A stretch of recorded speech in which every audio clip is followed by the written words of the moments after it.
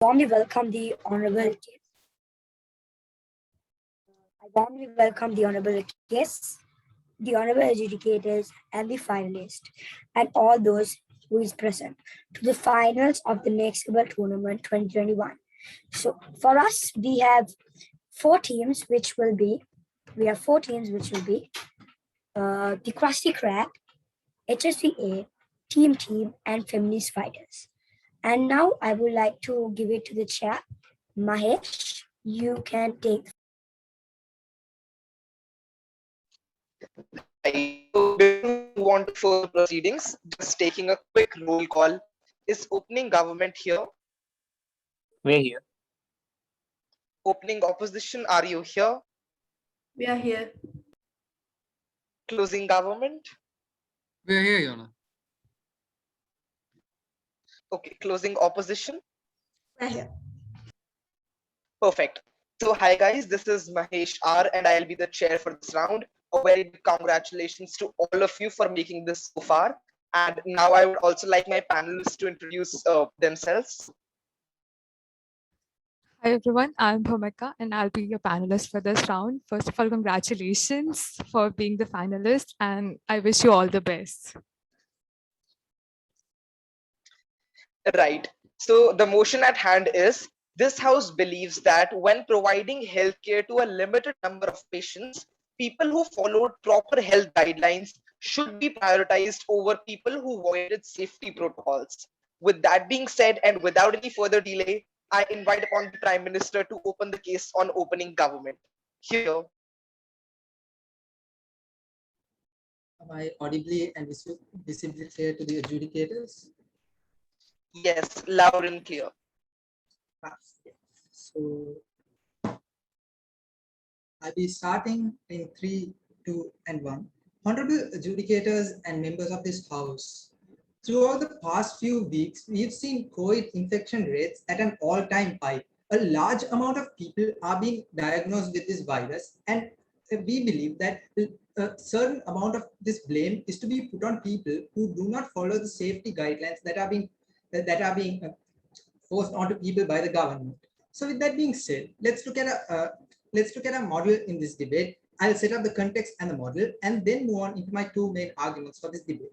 So first of all, when we as side proposition would like to prioritize healthcare and also things like vaccination to people who adhere to the safety guidelines proposed by the government, rather than people who do not adhere to these guidelines, right? And we also believe that in status quo, we already see that a large amount of information is being put out by the government. A large number of awareness programs as to why protecting yourself is important is being told by the government. And we believe that the people here now have taken informed choice. And also secondly, the government is also giving free subsidies to people with lower income, like free masks and things of that sort. And therefore, we believe that people have to adhere to these regulations and it is their duty to do so. So we have two arguments for the House today. The first being how we are the fairer side in this debate, and the secondly being how we create an incentive for people to follow safety guidelines, and why the world is worse off inside opposition's status quo. So with that being said, I'd like to move on into my first argument regarding how we are fair. So one, I'd like to state that the fairness of government's actions is what justifies its legitimacy, right? And therefore, we believe that if a government is not fair, they are not. Point of information, sir.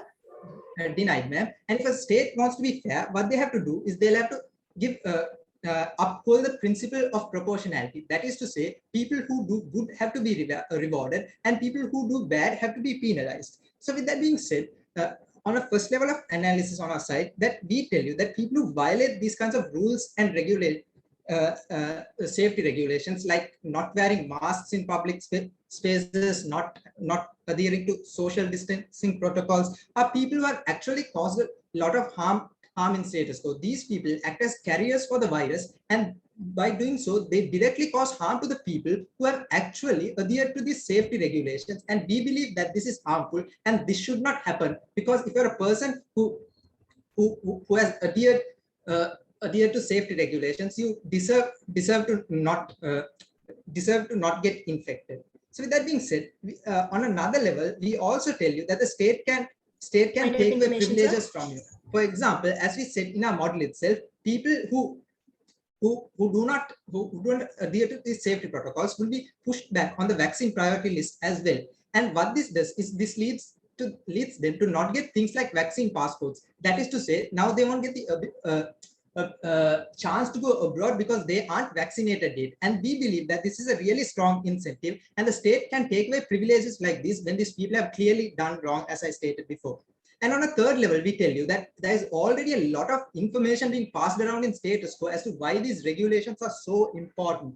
And therefore, side opposition cannot bring any argument saying that these people have the freedom of choice to not wear masks or whatever. Because when we consider the hierarchy of rights, the freedom to not wear a mask is really small compared to the right to life of another person who has worn a mask. This person has adhered to the safety regulations, and therefore his right to life Point of information, deserves to be sir. protected than the person who had foregone his right to choice.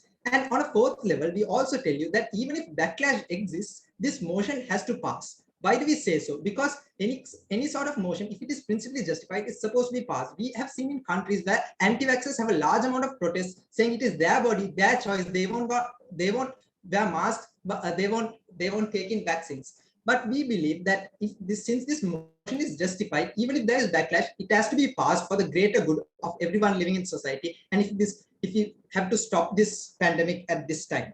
So with that being said, I'd like to move on into my second argument regarding how we create an incentive for people to follow more regulations and why is it worse. Denied, ma'am. I'll take you later. Why it is worse on opposition side.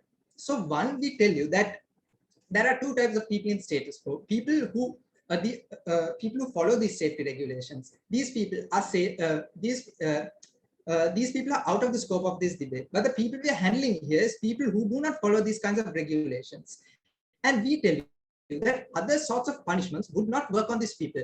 For example, imprisonments won't work because at this point of a pandemic, as stated in the context, if resources are at an all-time low, if you put these people in prisons, it will cause mass imprisonment, and that in itself can become a super spreader event, and we do not want that to happen.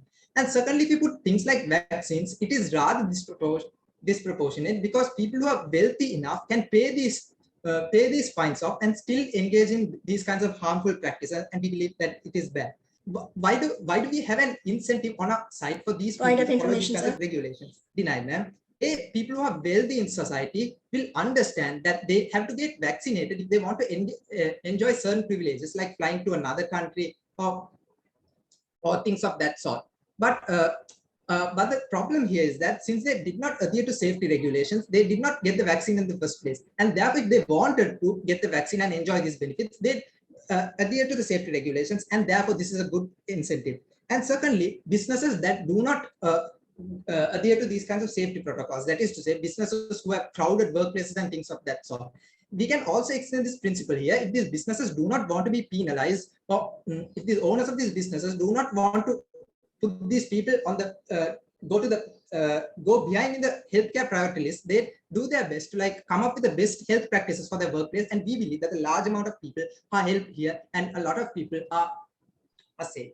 And thirdly, we also tell you that a harsh measure like this has to be taken because it sends a stronger image to the people who are uneducated as well. When the government itself puts a measure like this, it shows that okay, well, the government is being too harsh on this. Well, maybe they're right, or maybe there's something to this. And on the comparative, on their side, what they have to do is they have to depend on the altruism of the people, on the goodwill of all the people, which will not happen because a lot of people in status quo are selfish. And therefore, they would not adhere to this regulation. And therefore, on their side, it creates a bad precedent saying that even if you do not adhere to the regulations, you'll still get healthcare, and that it's all fine, and you can still continue breaking rules. And we believe that is not a good precedent to be set. So, since we proved you we are more fair, and secondly, how we create how we make people obey all the regulations, and how we stop the pandemic faster than side opposition could. We urge you to side with side proposition. I thank the speaker for that great speech. Before moving on, two things. Firstly, please mention which team are you when you are asking POIs, and to highly encourage friends to take POIs closely. With that being said, now I call upon the leader of opposition to open his or her own proposition. Question, Chair. I hope keeping the camera switched off is okay, though it's the finals. Yeah, I mean, that would not lead to reduction in scores. It's your discretion. Yes, okay. So my preferred pronouns are she and her. I would like to have my POIs through the chat, preferably after the 5th minute. So I'll be starting in 3, 2, 1. Permission to address the House as the leader of the opposition. And first of all, as the leader of the opposition, let me introduce the key terms of the this today's motion, unlike the PM of the government side. So first of all, let's take the key term, which is prioritizing. And we have to consider the fact that here prioritizing is about prioritizing patients according to the health sector, right? So in here, the prioritizing should be done according to the condition of the several health conditions of a specific person.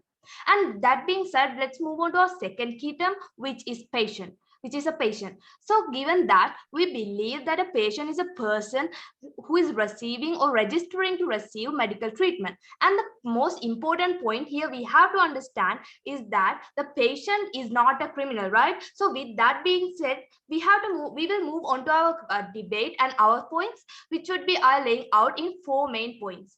So first of all, let me move on to my first point, which is the importance of prioritization of patient according to the health system. So first of all, we have to consider the fact that prioritization means process of ranking referrals in a certain order based on the criteria like the conditions of health, etc. So basically, ladies and gentlemen, we have to consider Point of information, madam. Denied. So basically, we have to consider the fact that in a health sector, when prioritizing patients, we have to make sure that actually we are considering the condition of their health, right? So basically, that being said, we have to make sure that this prioritization is important. So first of all, giving an example, let's take an example where there is actually a patient who is actually in a much worse condition, but than a person who has actually violated the health guidelines, but actually in a worse condition than the patient who has actually protected the guidelines. So in a condition like this, we see that it is important to prioritize patients according to their health conditions, but not the factor whether they have actually followed the guidelines or not. So moving on to our second point, which is the purpose of the health system. So ladies and gentlemen, we can clearly see that there are two systems denied. There are two systems such as the health system as a justice system, right? So we can see that the purpose of health system is to make sure that the relevant health services are given to the citizens, right? So we can see that sole purpose of health system is to save life, but not to make justice and not to make punish criminals. So we believe that this punishing, we are not saying that not following guidelines properly is the right thing, but we are saying it's not the duty of the health system to make sure that the violators are punished, right? So we believe that is why there's a whole different system called the justice system, or rather the criminal justice system, and in which the purposes are rehabilitation of offenders and also prevention of crimes, right? So we believe that according to this, there's a justice system in which the purpose are retribution, rehabilitation, deterrence, and incapacitation. In that, Point on that, madam. In that actually the purpose is punishing criminals, but in the health system, the sole purpose is saving lives. So okay, so ladies and gentlemen, let me prove actually why considering the purpose of health system is a better argument than the government. Okay, so first of all, we have to consider a situation where actually there's a young man who is infected by COVID, who has actually protected the health guidelines, and then we move on to an old person who actually has violated the guidelines but in a much worse condition. So we can see in a condition like this, the purpose of the health system is to make sure that the lives of these people are saved. And according to that situation, the lives of the old man who has actually violated the condition, violated the guideline, is in a much worse condition. So the purpose of the health system is to make sure that they are saving lives, while the purpose of the justice system is to make sure that those criminal or the so-called criminals or the person who violated the guideline is punished, right? So Point on that, madam. So we believe that actually the purpose of the health system is to save lives, but rather than punishing people. So next, let's move on to our fifth point, which is actually which is actually on the ambiguity of qualifications of violators. So first of all, let me make sure, because as the opposition, we strongly believe that when there are violators of health and safe guidelines, there's a certain kind of difficulty in identification process, right? So we cannot definitely say who violated self guidelines. So we believe that there is a certain kind of intransparency in the system. So we believe that it is certainly not fair to make sure that people should be prioritized according to the fact whether they follow the health protocols or not. So then moving on to our next point, which is actually a further emphasis on the purpose of health system. Let me prove actually why the health system, why consider the sole purpose of health A system point, madam. is sole purpose of health system is much more important. So the first fact is COVID immunity. So let's take an example. There's a person who is actually immune to COVID-19 virus, but that person has actually protected the guidelines. But does that mean, ladies and gentlemen, the health sector has to prioritize him over a man who is actually in a mortal condition where he could actually face death even though he has violated self guidelines? And that's a question for my dear government to answer, right? So then I'm moving on to my next point, which is actually about the parallel between the now world and a world after, which would be like after taking this prioritization process. And before moving to that, I would like to take the POIs by Point of information, madam. Madam, do you not believe the fact that in order for us to actually be effective in our fight against COVID, we have to favor principles such as utilitarianism over over principles such as equity in terms of our mission to fight COVID-19? And do you not believe that that renders your whole point on equality moot? Yes, sir, we do believe that equality is important, and we do agree with the fact that not following the health guidelines is not a right thing. But the point we are here saying is that this is not the purpose of the health system, to make sure whether the so-called criminals are punished or not. Okay, so we believe that it is not a purpose, and the sole purpose of sole purpose of health system is to save lives.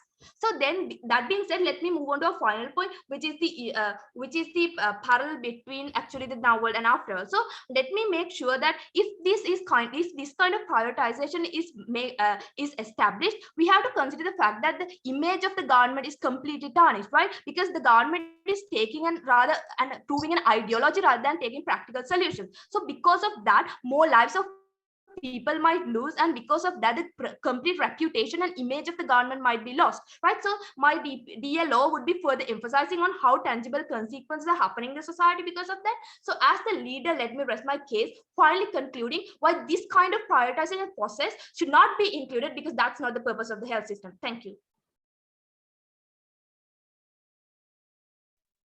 I thank the leader of opposition for that great speech, calling upon the Deputy Prime Minister to extend their case. Here.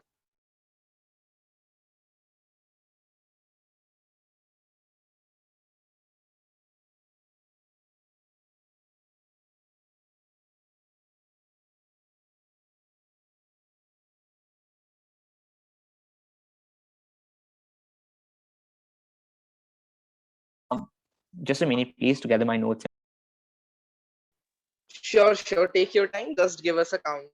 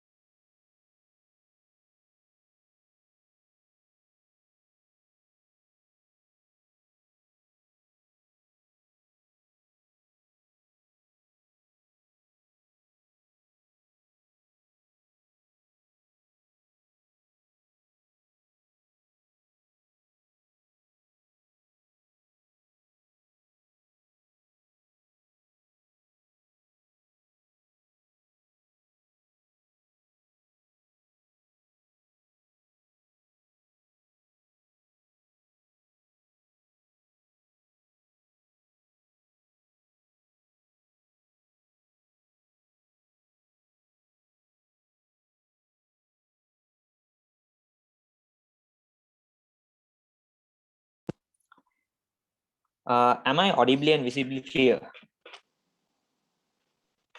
Yes, loud educator. and clear. Yeah, thank you very much. So I'll be starting my speech in 3, 2, and 1. I find it extremely. Wait, the time isn't reset. Okay, it's reset now. Okay, fine. I'll be starting my speech. Okay, I think there's a lag on my side. Sorry about that. Can you please reset the time again? Yeah. Never mind.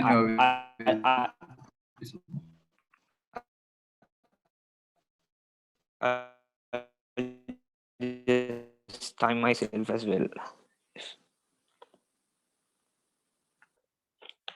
I find it extremely ironic for side opposition to come out here and tell us, oh, side opposition is relying entirely on ideology. They aren't giving a practical framework when the entire half of my first speaker's speech was about the practical solutions as to why our side saves the most amount of people. On side opposition was the case where we heard most things about ideology, a passionate response as to why exactly we must help people based on their health. They offered us no arguments as to how their method would actually help solve the COVID crisis faster or why it was more effective.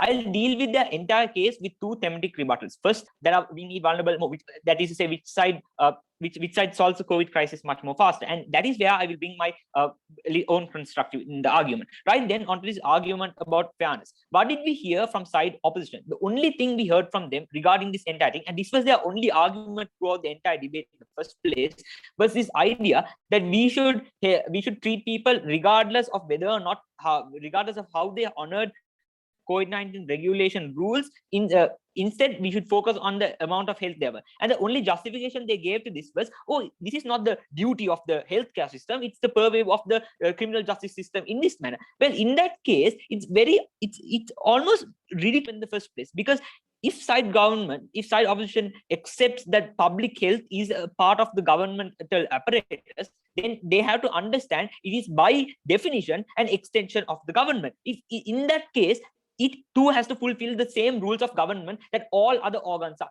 In Daniel's first argument, he explained to you the relationship between proportionality and a just response and a government's legitimacy. Therefore, we established in this context that the public health system must also act in a just manner. If side opposition had their way, it would be fine for government to discriminate in all other forms of governmental affairs, because that's not the justice system's it's only the justice system's responsibility to act justly. That means governments can discriminate based on color, race, gender, or sex when they are giving things like public housing or distributing subsidies or even giving out tenders to government contracts. This doesn't really make any sense at all. Their burden of proof in this debate was to show you how they were much more fair, and they clearly failed in that, and secondly, to show how they solved this COVID-19 Point crisis. of information, Having sir. said that, having clearly established that no principles of fairness or justice exist on their side, I will now go on to my second thematic rebuttal about who really helps people. Now, they didn't really bring out any arguments into this, but they brought one negative point. The first idea was about how do you accurately identify people to make your system work. First of all, we have to understand that within this motion, it's generally to be accepted that we can generally understand and identify which people have violated. That is an accepted prerequisite for this motion to continue to become debatable in the first place. But even if that's not the case, we tell you that we can do so because there are records of people who do violate COVID-19 rules. For example, coming out of time during lockdown period, moving out of curfew, and maybe not wearing masks. Police and PHI officers do take records on this, and we assure you this system can continue. They bring out this ridiculous point at the end of their speech. If you have a young person who has immunity to virus, but the follows COVID-19 rules, and another older person who hasn't, the fundamental flaw in this logic is that an immune person doesn't Point need of healthcare in the information, first place sir. regarding COVID-19 because he's already immune to the virus. I don't understand how that slips side opposition mind, but I admit they must be much more dense than I realize. Right then, another additional rebuttal to this idea of proportionality that I must establish before I move in further to this argument. We have to understand that even if side closing opposition comes out here and says healthcare is a right to everyone should be treated equally. What we have to understand is in this special context, you cannot guarantee healthcare treatment for everyone because, like the context says, hospitals are already overcrowded. That means that to get on the next slot of the beds that are allowed for these kinds of people is not a guarantee given to any member of the public by any stretch of imagination. Therefore, what we see is that in this context, it is a privilege, and therefore prioritizing people is a privilege in this context, and therefore it can be given as a reward or taken out as a deterrence. Furthermore, side opposition still has to contend with the fact about how this is entirely unfair for people who have followed and all of our moral arguments, and that's it. Right, then on to our response as to how Point of we exactly information, help sir. people. Okay, fine, I'll take that before I move on. So You can ask according your to POI. that privilege, are prisoners also privileged? Ma'am, I honestly don't understand what your point is, okay? Like, you need to be much more clear on how it exactly ties into a debate, because otherwise it's just a waste of my time. I like, what do you mean by the fact that prisoners are privileged? Obviously, their privileges, a lot of privileges are taken away from. They can't meet their family, they can't talk to their loved ones, they have no freedom of movement in this context.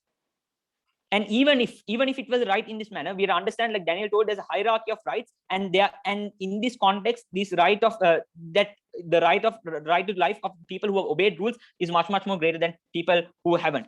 Okay, fine then. Finally, I'll move on to my argument and the constructive that I had for this debate as well.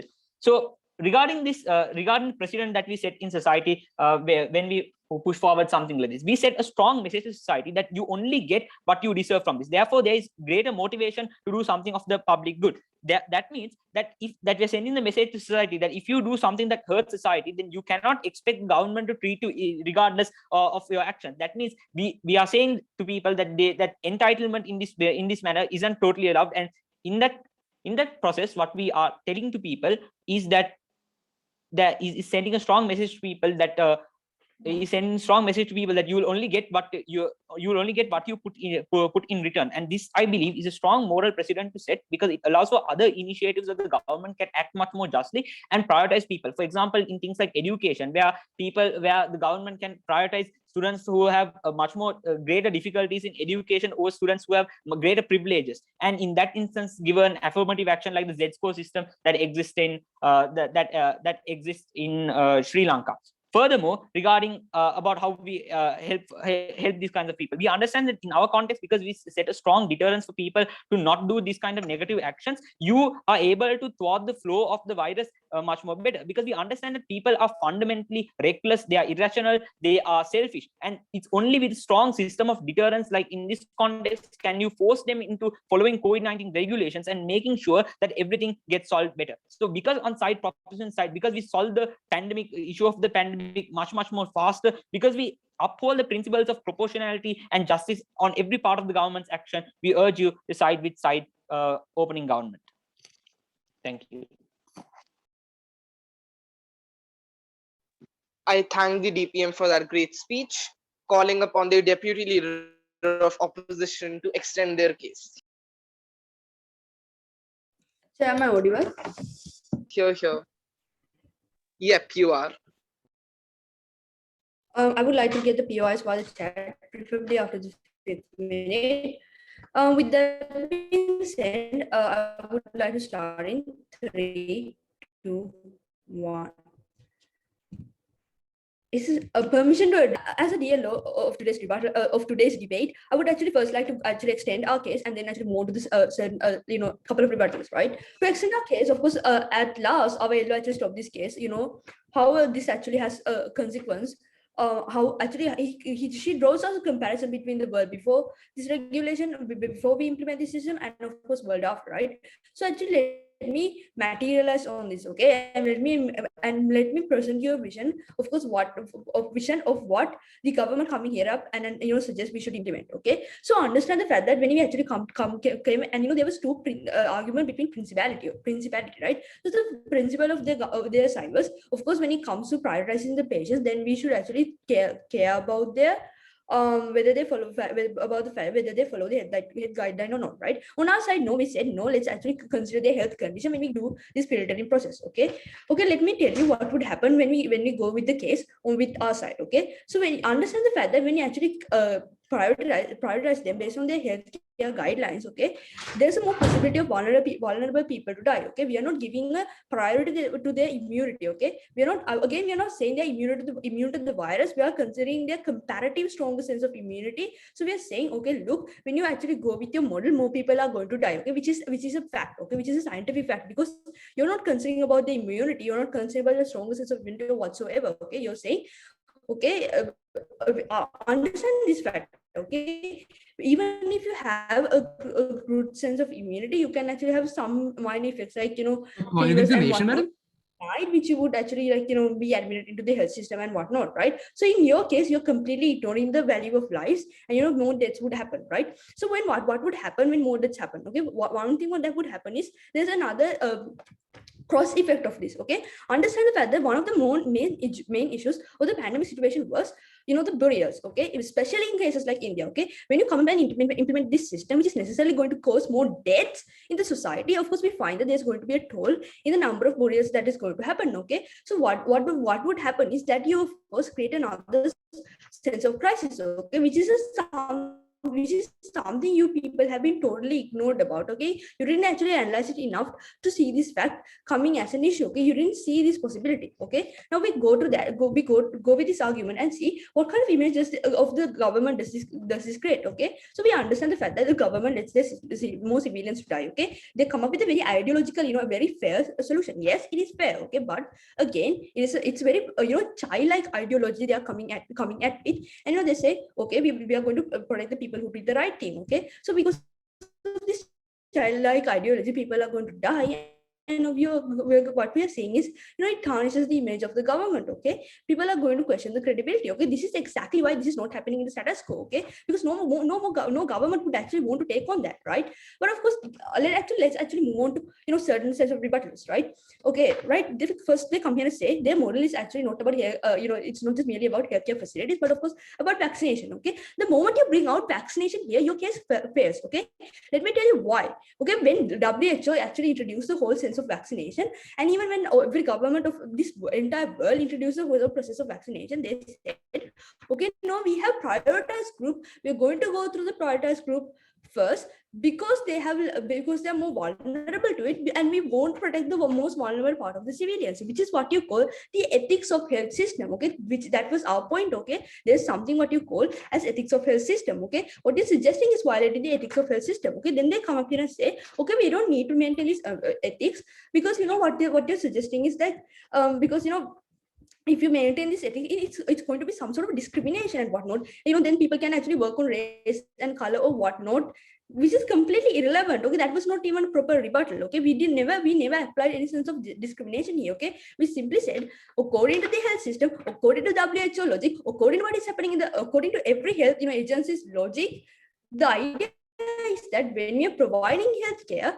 obviously we have to consider their immunity. We have to consider whether they're vulnerable or not, right? That is like the basic principles of health. Okay, and they are basic principles for a very reason. Okay, because the very reason is that health system is always oriented around saving lives, not serving justice. There's another system for that. Okay, now they come up here and say, okay, this is going to incentivize people to follow it. Okay, I tell you what, if people are not actually incentivized by the number of deaths they see, of course they come up here and say information is spreading around. Okay, people can't be ignorant. Yeah, people can't be ignorant. Okay, so you come here and say your model is going to be so practical, and it's going to be people are going to following it like to the point, right? I'm asking you, okay, if the informations are already out there, if the death tolls are already updated been updated day by day, what makes you think your model is going to actually incentivize them to that extent? Okay, they come here and say, no way, because look, rich people, they value their lives. If you find them, they can actually pay the tax.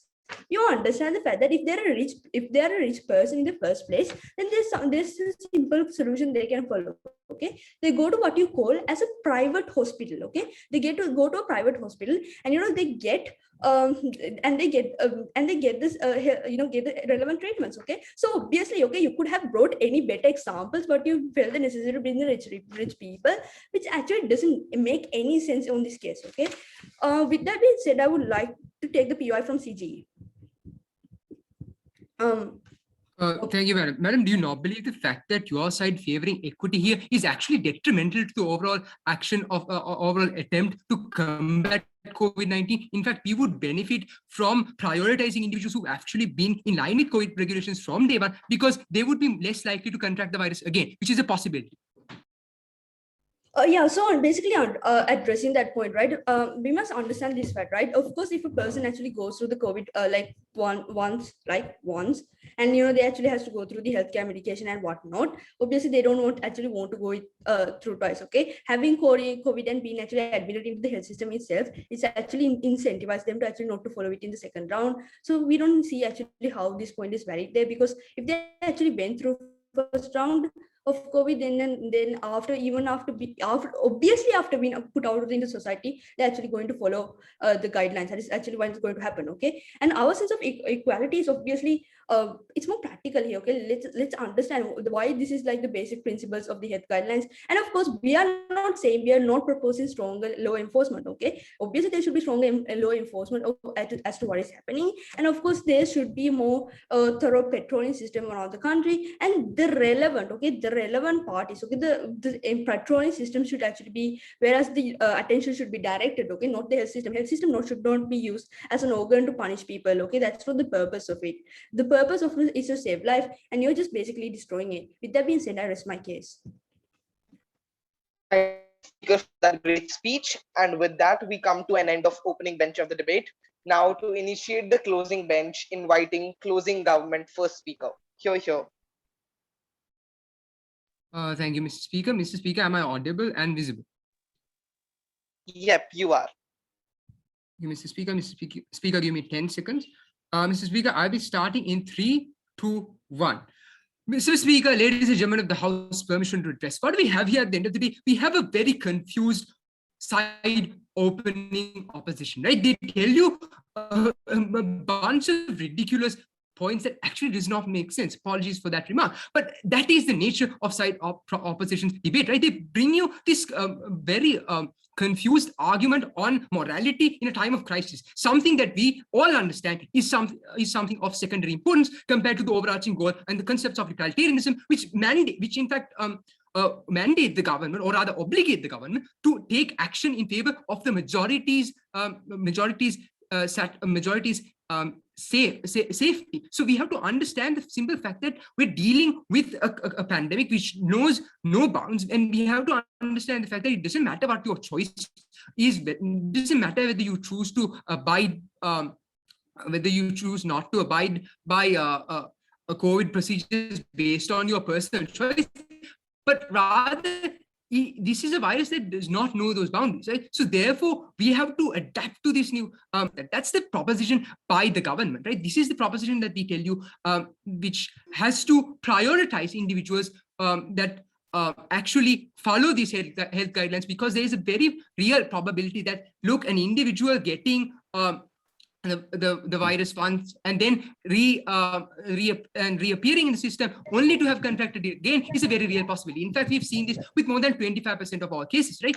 Because of the simple fact that they're getting good healthcare, they're getting good treatment. That's exactly why they would go back to the same system that helped them out in the first place, because it would save their lives. They know this, and in fact, they're being complacent because they know that they have that fail-safe to rely on. And this is costing us lives, ladies and gentlemen. This is costing thousands of people per day to die because of the complacency of of certain people in society who they had no control over, but we as a government have control over. And really, can we live with that belief? Can we live with that reality? The fact that we have control over these individuals and we choose not to influence these individuals by use of our authority. Can we really live with that fact? That is what the debate is about today. And make no mistake, side opposition's mistaken assumptions about this debate do not stand. And I'll elaborate to you exactly why in my rebuttals, which is what I'll do now.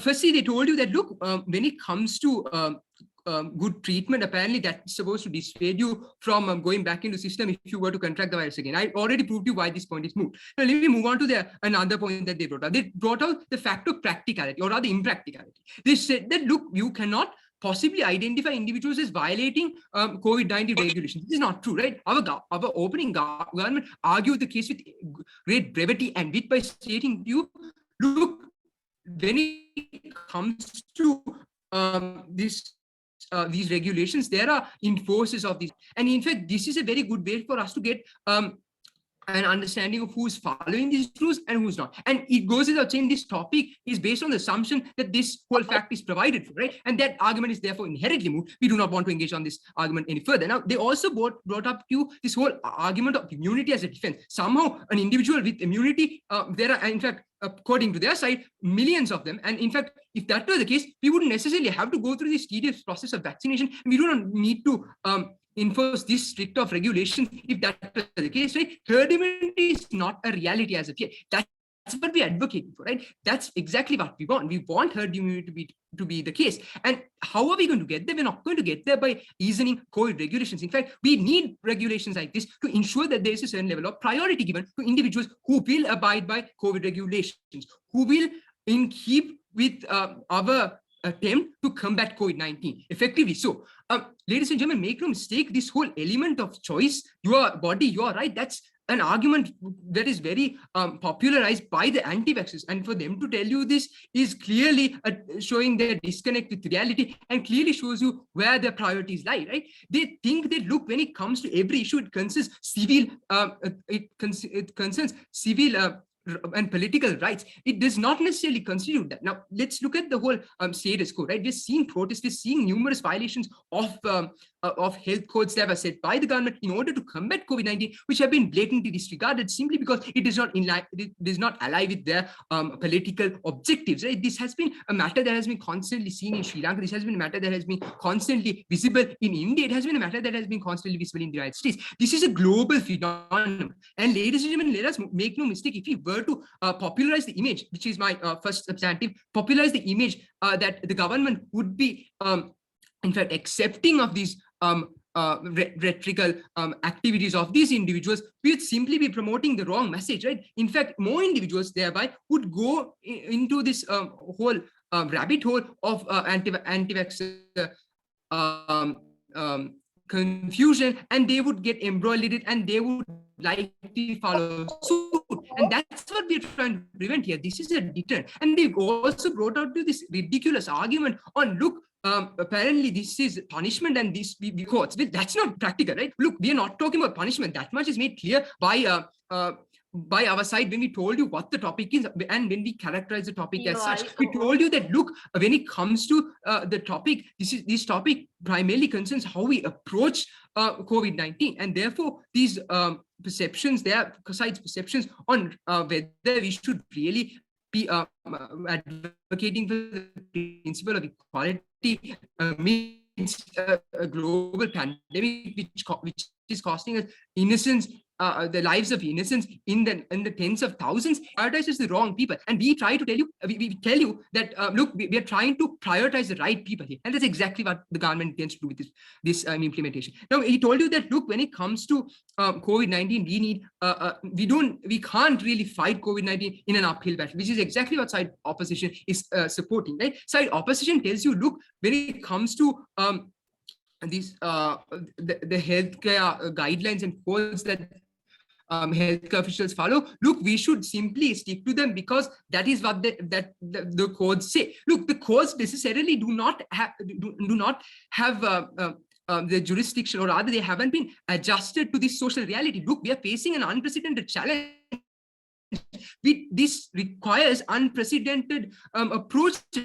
It requires approaches that think outside the box, exactly what we're supposing to hear, right? Even if you take side opposition on their best case, which is the fact of equality trumping all, that doesn't make sense. We already told you why this doesn't make sense, because in the interest of the majority, interest of the majority of people, we have to prioritize the rights of the many amidst the rights of the few. So therefore, we have to make sure that there is a certain priority given to individuals who have been in keeping with the COVID-19 regulations that have been set by the government. Proud to propose. Thank you. I thank the first speaker from CG for that great speech, calling upon the member of opposition to open the case on closing opposition. Hear, hear.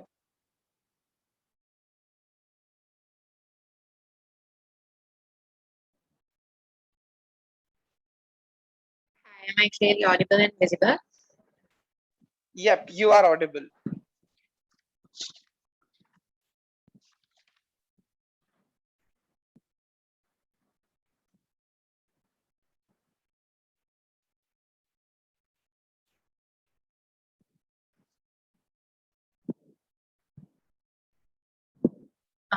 I'll be starting in 3, 2, 1. Honorable adjudicators and everyone who's watching right now, what we have to understand is that there are people who have violated these protocols, people who were part of the anti-vax movement, and now they're coming out because they were given the same level of priority like it should be in the healthcare system, and they see that now what their beliefs and whatnot were wrong, and therefore it has incentivized them to now actually follow the rules and take the COVID virus more seriously. Never been prouder to oppose. Moving on to a few questions that have maintained throughout this debate. Let's talk about side propositions model first of all. They came out and talked about how they're going to be giving these free subsidies and giving masks to these people. We don't necessarily see how this is going to work, because things like masks, you can't use it effectively for more than a week, right? You have to keep on renewing it, and that's how you can effectively stop the virus of COVID. And in terms of that, if they have to constantly supply these masks, how are these people even having that supply if they can't afford these things like oxygen and oxygen tanks and whatnot, right? Then they talked about in terms of this whole monitoring policy. You only see that on their paradigm, only a few people are going to get caught, right? And you see that this lack of transparency, because people who work closely with the government, who tend to actually, forego these protocols because they have this sort of power and they want to abuse it. We see that there is going to be this lack of check and balance in that aspect, and those people are going to get this higher priority just because they have some sort of position in society, right? Then they talked about how then moving on to some thematic rebuttals about first of all in terms of how first of all in terms of how this whole thing about them talking about backlash is completely fine, and it's completely fine for these people to hate the government and whatnot. We see how this is extremely problematic, because now you're decreasing the faith that these people have in the government, you're aggravating these people's beliefs, and you're also incentivizing things like protests, which are like the biggest place for these things to for infections to happen, right? And they also sort of characterize this in terms of how only people who have violated these protocols are in the hospital, and we see how that is not the case, right? And that is not the case, and people who have not violated these protocols are in COVID as well. And organization at the same level, and in terms of your health, that should be the priority, not your background and whatnot, right? And then they came up and talked about how there's this message to society. We have to understand panel that when these people come up, these people who have violated protocols, and if they are going according to their beliefs, we see that it's not easily changeable, right? Because like they have said, is this amount of awareness spread, but these people still don't change their beliefs. It's once they are given priority, once they are given this one more chance to live, that's when they can go back and tell their families, right? COVID is not a joke. You have to take more serious measures, right? If these people are dead, there's no one in terms of people who have been anti-vaxxers who are now changing because they were given another chance to live. That's when the message is spread to society, not when these people are going to die in lack of terms like oxygen and whatnot, right? Then moving on to my extensive material, under which I have 3 main points for the House. First of all, we have to understand that in terms of the social contract theory and whatnot, we see this as a breach, right? Because why? Because now you see that wearing a mask, not wearing a mask is not deemed as a crime, right? This is not something that has been legalized yet in society, and therefore we see how in terms of providing full protection, because even these people who have violated protocols, they are still paying the tax to the government, right? You don't see them not paying tax, and therefore we see that it is necessary for the state to still provide protection for these people, right? Then in terms of talking about this whole background aspect, right? We asked a POI and that was not properly answered. We see how in terms of when a doctor gets a prisoner, right? We see how in terms of that these people have actually done some serious crimes in terms of like killing a person, in terms of harming the rights of another person, right? And we see how in terms of this, POI, these people are actually given, for example, serial rapists and whatnot, they are given this sort of death penalty, and we see that happening, right? But in terms of this, a thing that is not even deemed a crime yet, you see how these people are also given this death sentence in terms of not giving oxygen, right? Because in terms of these people actually needing it, which is what we're talking about. We see how you're basically giving these people a death sentence when they haven't done such a big crime as being like a serial rapist or madam? right? Then moving on to like this background in terms of the healthcare system, right? We see that doctors, when they take up this career, right, you see that they take oath, and in terms of take oaths, and in terms of that, they're deemed to like not ever like think about these people's backgrounds, and they would treat everyone equally, right? And in those terms, we see how in terms of this, the government is violating these people's professional boundaries. Why?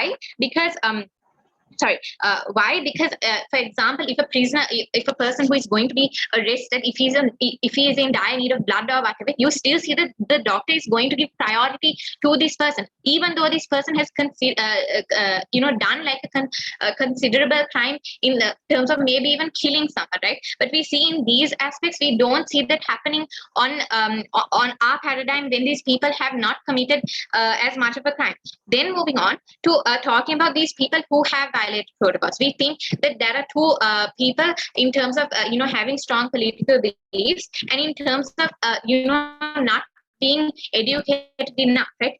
We see how with their questionable model, they came up and talked about free masks and all that. We don't see how that happens, and we see how in rural areas and whatnot, people who have to pay for these masks because they aren't being freely supplied by the state, we see how these people also would now be deprioritized for what, right? For the state not being able to supply them properly economically, right? And these people are at a cost just because the state couldn't find the necessary economic stability to sort of supply them with that protection, right? And because we proved you how in terms of these violators, we see how there's going to be disruption, and this will increase in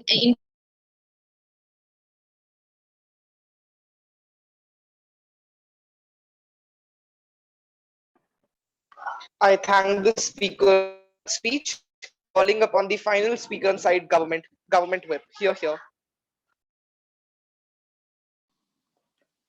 So am I visible and audible? Yes, you are. So I would like to have my POIs in verbal form. Thank you. And I will be starting in 3, 2, 1. Okay. So ladies and gentlemen of the House, we hear in this debate, we see that the opposition side has clearly mischaracterized and missed on the key word in this debate, right? It's the word prioritization, right? They seem to have this delusion that the government is simply going to discriminate these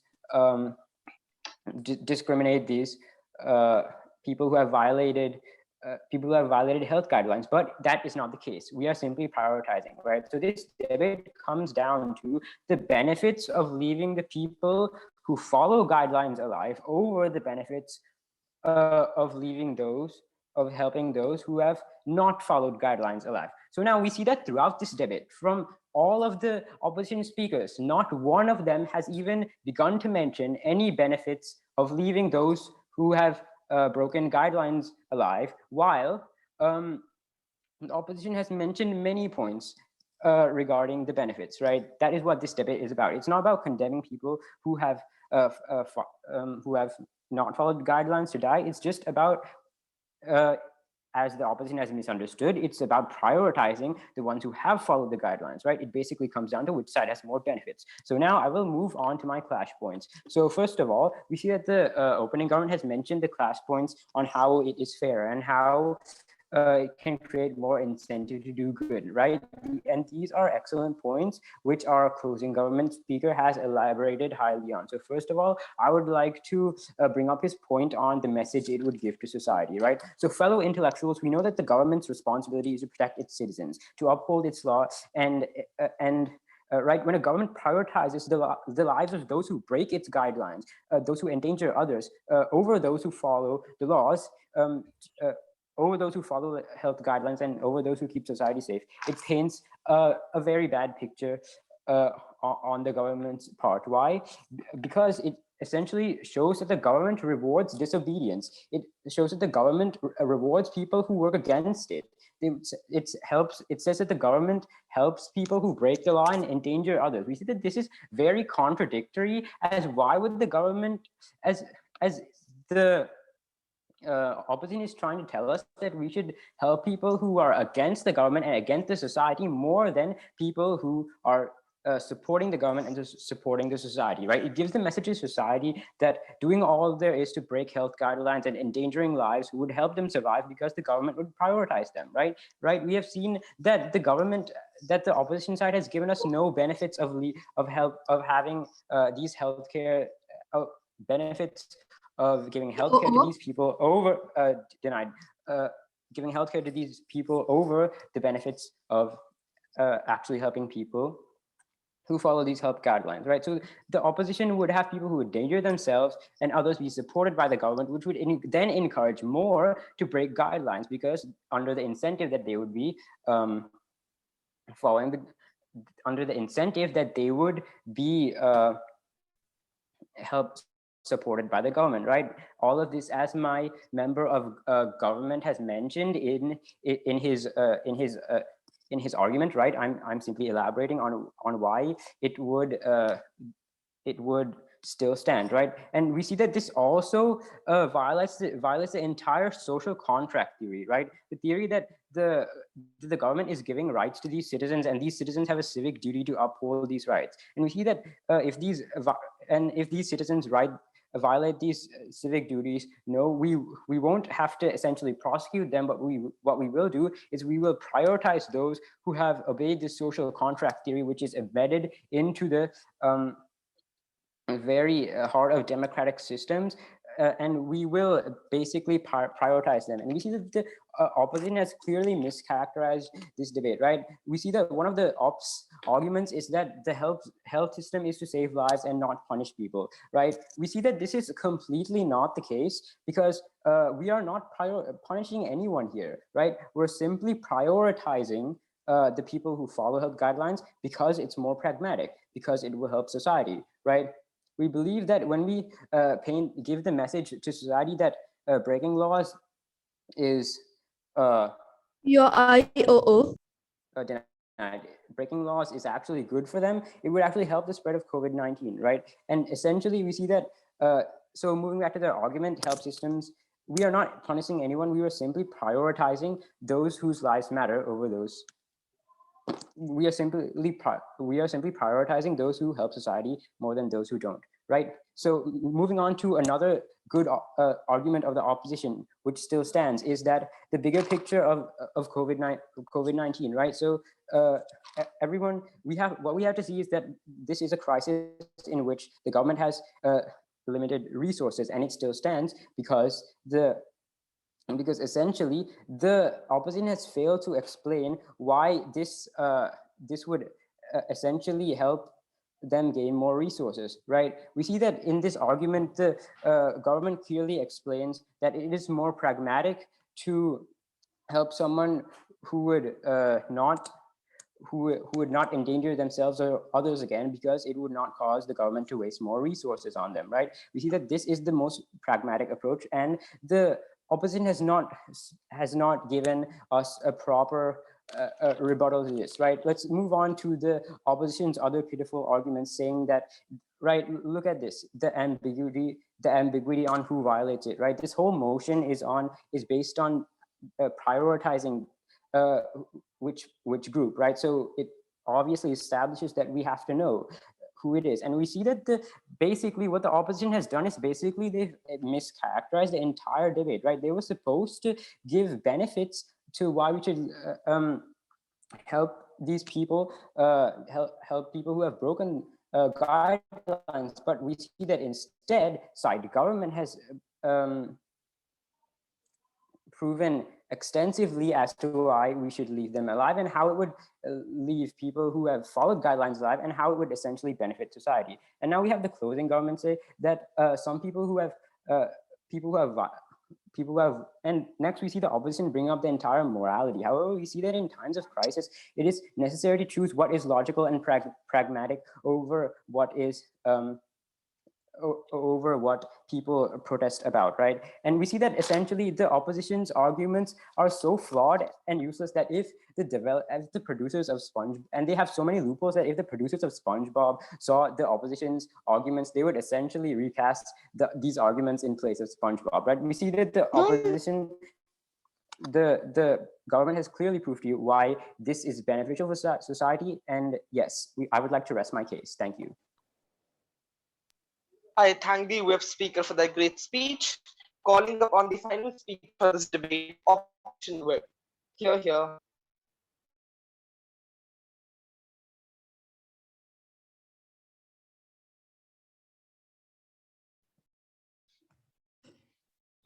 Am I audible and visible?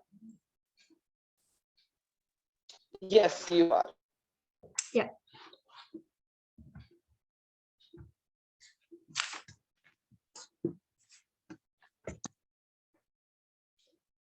I will be starting. The timer is not preset. Yeah, it will be. Just give OC a countdown. Okay, They'll yeah. restart that. I'll be starting in 3, 2, 1. Honorable adjudicator and members of the House, we tell you that even after 4 speeches, when side proposition fails to recognize what the underlying problem is today, they fail this debate. We tell you there's 2 questions remaining for the House, right? The fact that the first one is the fact that which side produces more benefits, and the second question as to what is more important today. We tell you that throughout the debate on both sides, what we want to have is less infections, less cases. And we tell you that we want to have more lives saved because we inherently recognize the fact that these lives are inherently genuinely important. So before I move on to my clash points, a few responses, right? So they came up and spoke about how David came and spoke about how they're only prioritizing and they're not deprioritizing, they're not excluding them or whatnot. But we tell you that the fact that you are prioritizing these people, meaning that it also means that you're deprioritizing the people who don't follow these regulations. Now, what does that mean by it, right? We tell you that these people are extremely vulnerable, right? They are vulnerable, and we tell you that they need to be prioritized. They need to be given this chance because of the fact that they are vulnerable now, because they've been outside and they've gotten in touch with the infection. Secondly, we tell you, they come up and they talk about how this is going to, they don't really give us any mechanism as to how they're going to run this program, because they seem to assume that it's inherently there in the motion. But even after that magical mechanism that they have, we tell you that it's still unfair, which I'll be explaining through my clash point. So they come up and spoke about social contract, right? About how there is rights and how they are violating these people's rights in order to keep these people who follow these protocols rights. 3 responses to that. First of all, we tell you that point of information on that, madam. They also come up and say that they're not going to prosecute them. We see a problem there is because of the fact that according to social contract theory, we see that people who are actually punished, they still inherently have certain rights, right? For an example, even a criminal, a person who commits a crime still gets a right to a fair trial, a right to appeal. We still see, even after they've committed certain huge crimes, the state still recognizes the fact that they have these inherent rights that cannot be violated. So even after criminals who's done huge crimes that are actually criminalized by the state get this kind of treatment, why do innocent people who can't afford a mask get this kind of treatment? We also tell you that they came up and spoke about how there's link to the citizens at the end of the day. So moving on to my first clash point as to how this social contract theory clash is on our side. Your Honor, we tell you that this social contract theory exists because you give up certain things to the government in order for the government giving you something back. So what do I mean by this? Is the fact that everyone in this country pays things like taxes in order to receive protection from the country. Note that even these people who don't wear masks still do pay taxes. So inherently, we tell you that the social contract theory stands on our side because these people are still citizens of the country, still pay taxes, and they deserve protection from the country, and they fail on that on their side of the house. Secondly, we tell you that the government is shifting the blame onto the citizens because they can't cooperate with the ongoing situation, right? We tell you just because they can't come up with enough supplies, they're trying to blame it on the citizens, saying, oh, you didn't wear mask, so you're not getting the injection. Next, please. That's not going to happen because of the fact that note that these side government is coming from a very privileged point of view. Mask and afford to sort of stay at home all the time. We tell you there's people who work for things like daily wage, who can't even find things to eat after their job at the end of the day. So those people, the government doesn't even give a resolution. If the government was like, oh, we've given you all so much masks and you all can't even wear them, then that would be fine. But they don't even do anything to solve the problem, yet still blame it on the people. Second clash point as to how they spoke about the reward punishment mechanism. Note that when you deprioritize these people, it's a never-ending list, right? So these people are going down the list as more people join the list to get the vaccine. So we tell you that it's an endless list, and deprioritizing them is equal to telling them, oh, just go die, because they're going to go onto the list and they're vulnerable and they're definitely going to die if you're not even giving them things like oxygen. So we tell you why is that detrimental is the fact that people who are in the system who get things like death penalty inside proposition and inside proposition are the people who commit big crimes, like who are like serial killers and serial rapists. Now, even those people get a trial and then at the end only get death penalty. What makes side proposition think that giving innocent people who just couldn't afford a mask, forgot the mask, to tell them to just go and die because they couldn't afford one, right? That is a huge inconsistency on their side, because even prisoners get vaccinated. Even prisoners are allowed to get treatment at hospitals and whatnot. Further on, we tell you how it violates a doctor's professional life, right? Because they've given this oath in order to protect everyone everyone who comes for them to treat. We tell you they are told not to judge anyone, to not deprioritize or prioritize them or do anything like that. So on that note, we tell you that the government is further pushing these doctors also into this sort of dilemma where they have to choose whether they need to serve these people or not. No, sir, not now. We tell you that, like my before speaker said, how even a prisoner is allowed to get blood transplants, but innocent people out there who hasn't even committed any crimes can't.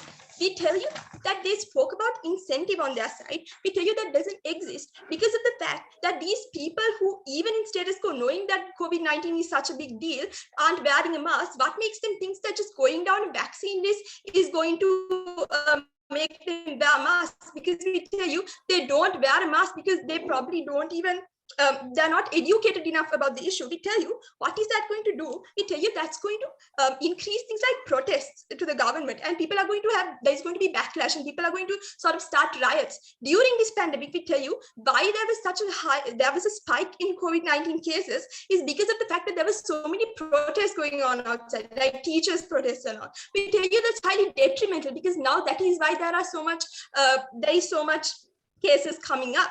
Thirdly, we tell you that when these people aren't included in the system, they are incentivized to go against the government, and therefore they will be incentivized to further not wear masks and things, which sort of contaminate the people who do wear masks more. So they are risking people who wear masks and not wear masks on their side when they deprioritize these people. We proved to you why we won through all these clashes, and we proved to you how it's extremely unfair on their side and how it's not the best mechanism. For all these reasons, please side with closing opposition. Thank you. I thank the web speaker for that great speech, and I thank all of you for this wonderful debate. Now, I think, Bhumika, we can join Aj room 5. please join me there. Ajrun, Yes, sure.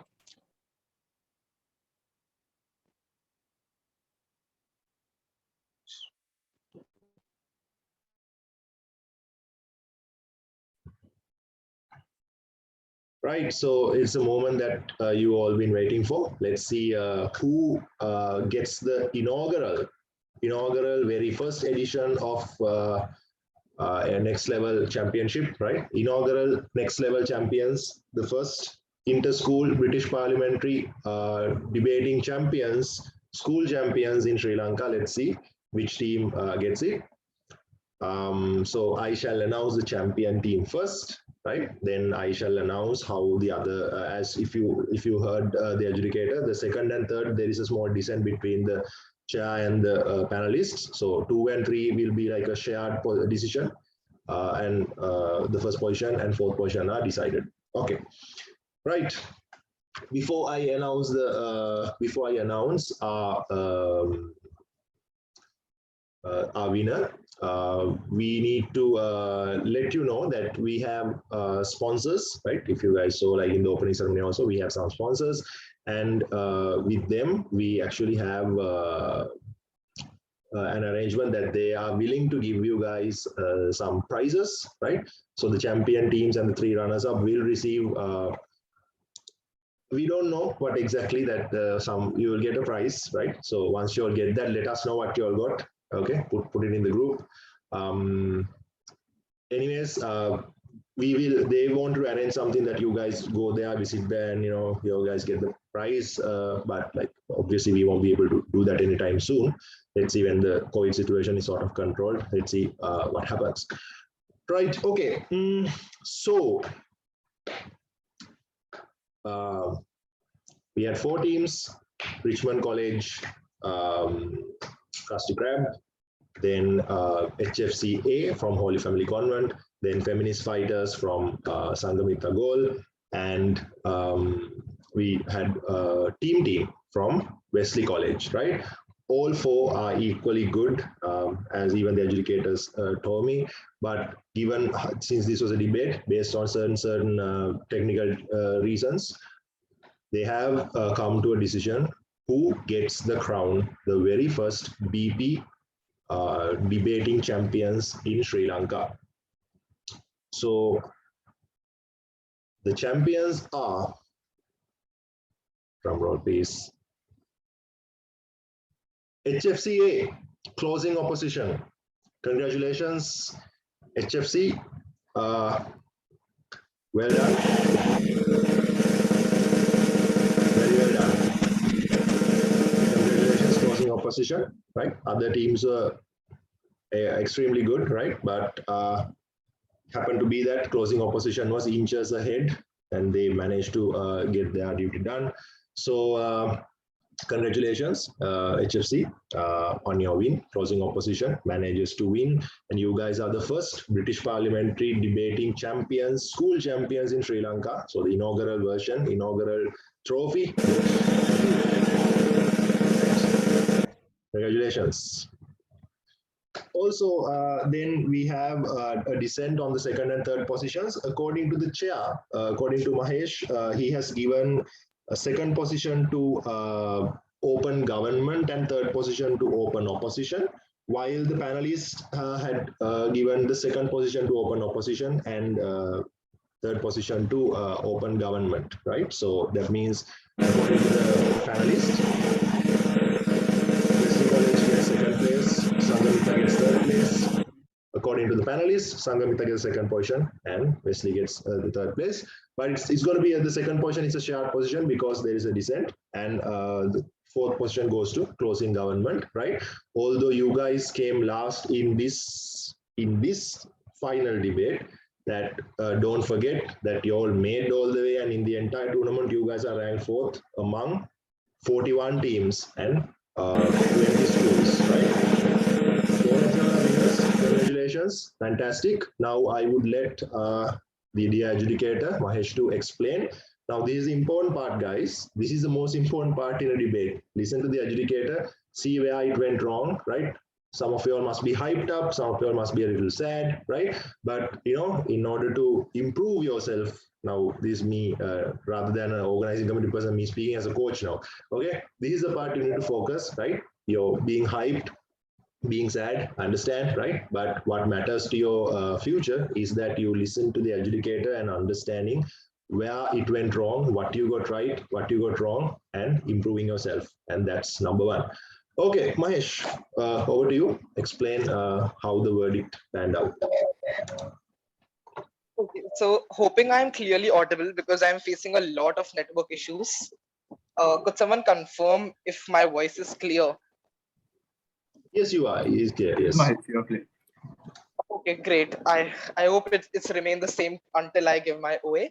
Right. So congratulations to CO first and all the other teams, because actually it was a great round. Of course it's finals, that is why it was the best round in this tournament. Every team fulfilled general speaker's roles, right? Which, like, I generally complain or give feedback to teams that do this, do that. So we don't have to face those kind of problems that, okay, some speaker didn't fulfill some certain speaker roles and all these problems. We faced like very little of those. So we just, judged on what was the material given to us.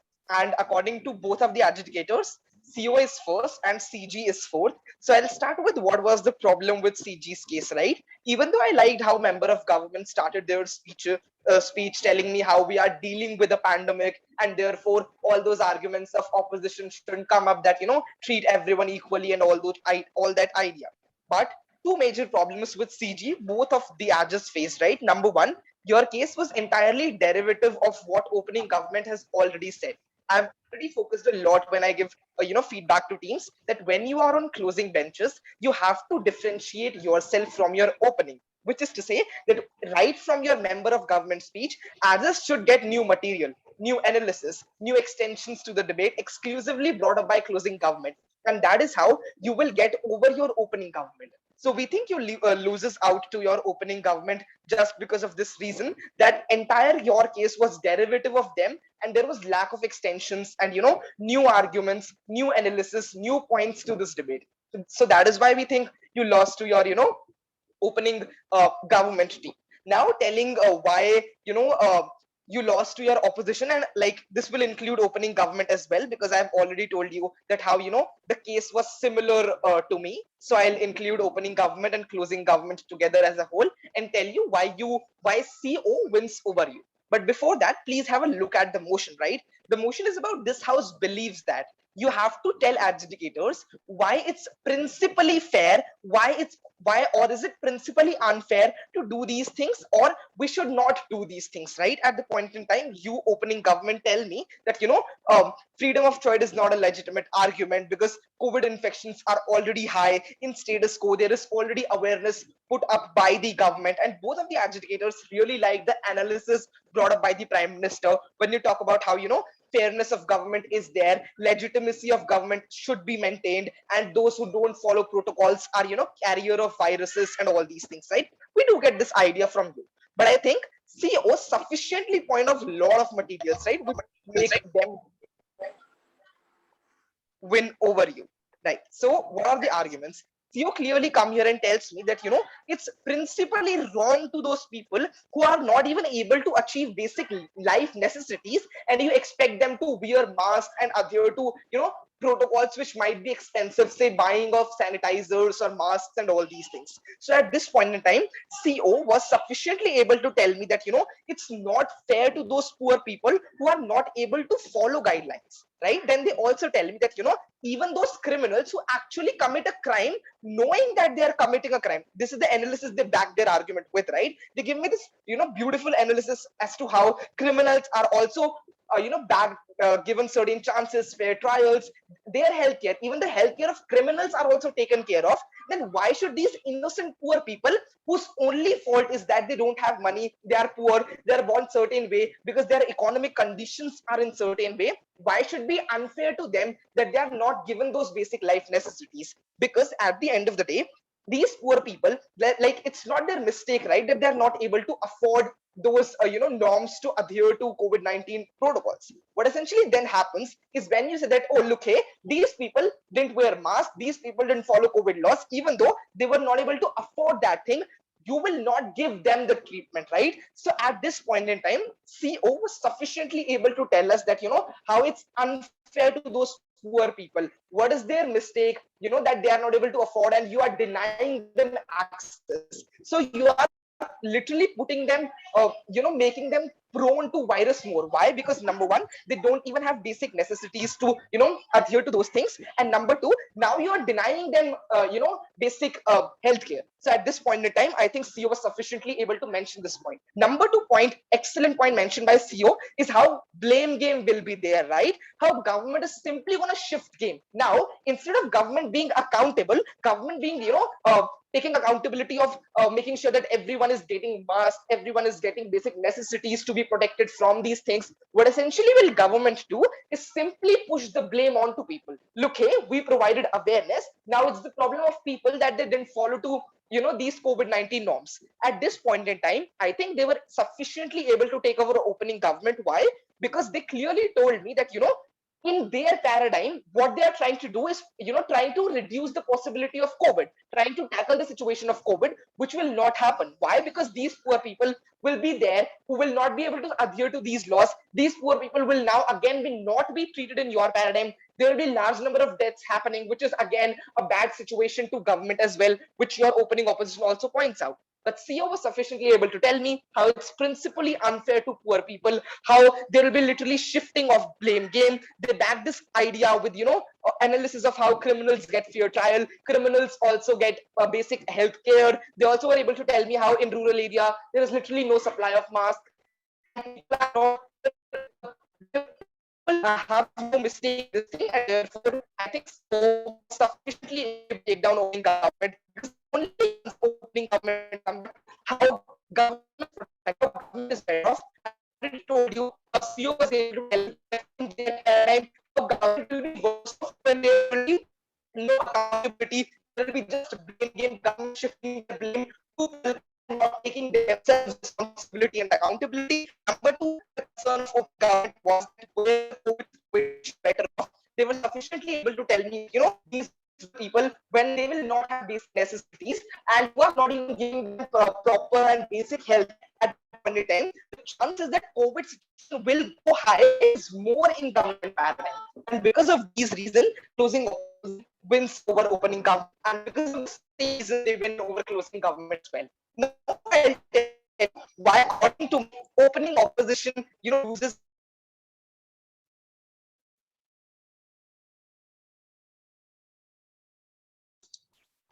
Did he get disconnected? I think Sorry. so. Yeah, I got disconnected. I'm back. Yeah, so go ahead. Right.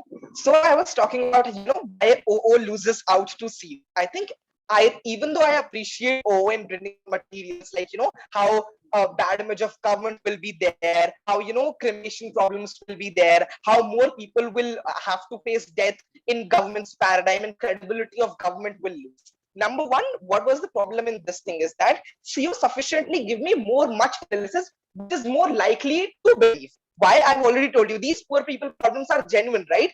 That problem is practical, and that problem is principally fair also to bring out in this debate. Then secondly, on the extension, the government is going to shift the blame, and entirely government will also be put bad inside of government paradigm. So we were able to sufficiently talk about this thing. And apart from these things, they also added one layer of analysis to your point only, right? You telling that how it's against entire medical norm, but they boil down to this idea of how doctors and professional lives will be forced to do something which they don't want to do so. So because of the better mechanism and good exceptions by CO, they were able to take over OO. Now quickly telling why, according to me, OG wins over OO, and panelists can justify you won over OG after that, right? So according to me, what was my major problem with opening opposition is that in their first speech, I get simple two ideas. Number one, that we should prioritize according to health conditions, which is to say that we should prioritize treatment just according to the health conditions. Number two idea I get from leader of opposition is that these patients should definitely get medical treatment. Why? Because that's how the health system is. That is what the purpose of health system is, that you should save life and not someone who want mental health. Was the two idea. And the third idea I get is that how identification of violators will be difficult and how it's against the purpose of health system. That's all. This is what the idea I get from L. Number two problem with leader of opposition is that you sufficiently for me didn't engage with the case of prime minister. At the point in time, prime minister is giving me proper characterization and analysis that status quo awareness is being put out, people have to adhere to it, otherwise blame should be put on them. You have to challenge this, that look, hey, no, this is wrong. Even though awareness is putting out there, it's not something until you actually give them equipment, which is something that points out, right? You have to challenge them right in your first speech. You didn't do so, which makes me believe that, oh, you agree to their characterization and definition, right? So general feedback that please make sure that you engage with the prime minister's idea first before jumping onto your case. Now, second, next thing, DPM comes here and takes down every argument of your according to me. But it's prerequisite that we identify that you can identify people who violate safety protocols, and that's the basic premise of this motion being existed. I think that identification of violators largely helped your case side opening opposition. Then Deputy Prime Minister was also able to tell them, how we are going to set a wrong message. That when we do wrong, that even we go ahead and don't follow protocols, we're still treated. So there is little incentive for people to follow protocols. Okay, if I don't follow protocol, that's okay because now I'm tired. So this is what the message leader of opposition will set out. I get the idea of in DPM speech. Then the DPM also tell me how there is a strong deterrence to people not violate protocols now, because now people will be aware that look, hey, we only be given health conditions or facilities if adhere to law. Hence, we should try and maximize our adherence to the law. So again, CEO was able to over because of poor people.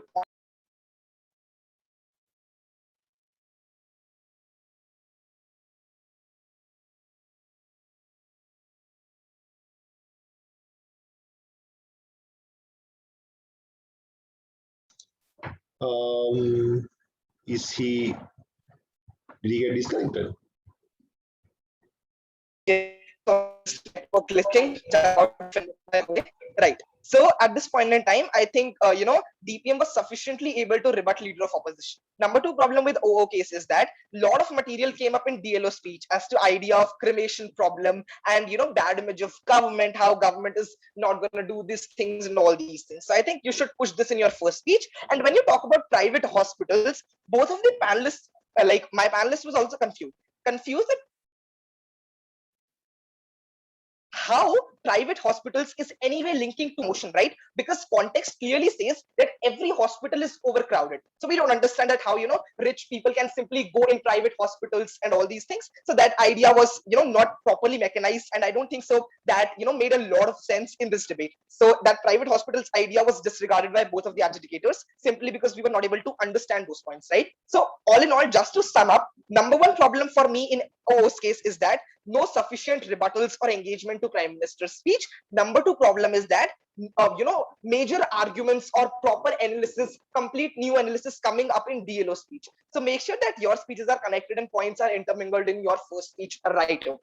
Okay, any questions do you have of any team? I'm more than happy to answer them. Yeah, I have two questions. Can I ask both of them? Which team? This is OG. Yeah, please ask.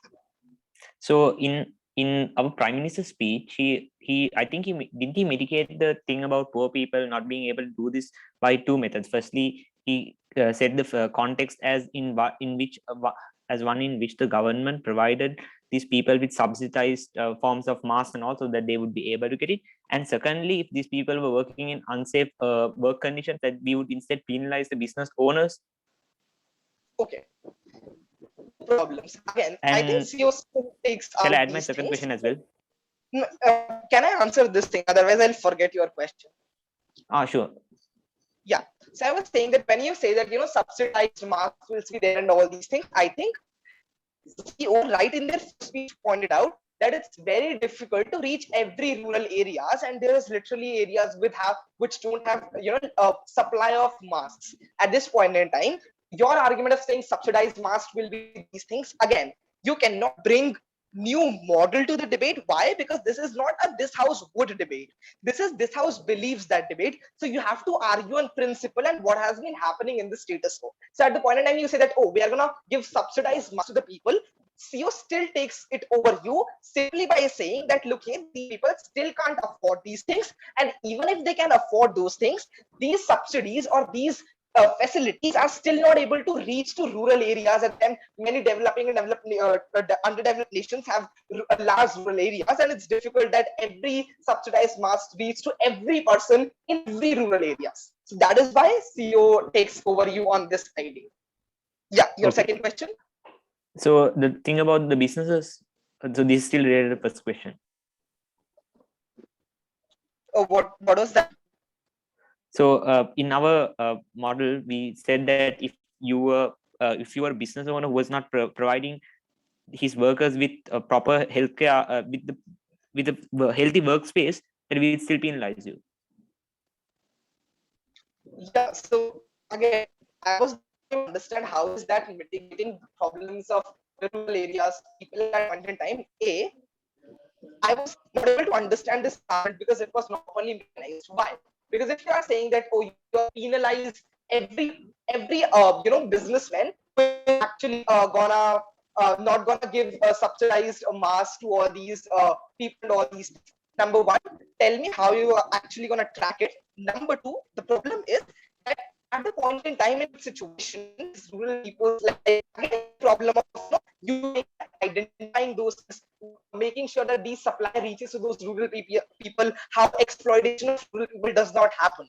I did not get answer of these things. I agree. That's why I asked you second, right? Because of these ideas you put forth about these people. But what for me is mechanization, because you don't mechanize this in your second speech also, right? You just say in your first thing, okay, this is the context, which CEO challenges and takes it down over to you. If you think that you have to over it, mechanize it in your second speech as well, and stress to the agitators that this is also an important aspect. Tell adjudicators that, look, here, opposition disregarded this material, but we are still going ahead and analyzing this thing to you. Simply going ahead and telling me in two lines that, oh, we are going to penalize businessmen and all these things, like, will not make any adjudicator disregard proper analysis given by other team, given the fact that you don't even push this in your second speech. So this was my problem, because we have to be a bit technical because it's finals, right? So this is a technicality also, that you don't push it in second speech, another team goes ahead and analyze it properly, challenges it, they will win over definitely you.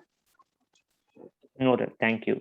So my second question is, what changes do you think CG would have had to make in their speech and their analysis in order to win, other than what you already gave so far? Okay, so again, like it's like I have to think about the case, because it's the obvious thing that you are defending something called, we want to make lesser COVID situation and all these things. So at this point in time, when if closing government had to take over their opening government, it's like very subjective at times, right? If your opening does a great job, then you as a CG have to do much greater job, which is again difficult. So I think CG either could have played smart and taken down this your idea of poor people and all these things and analyzed more.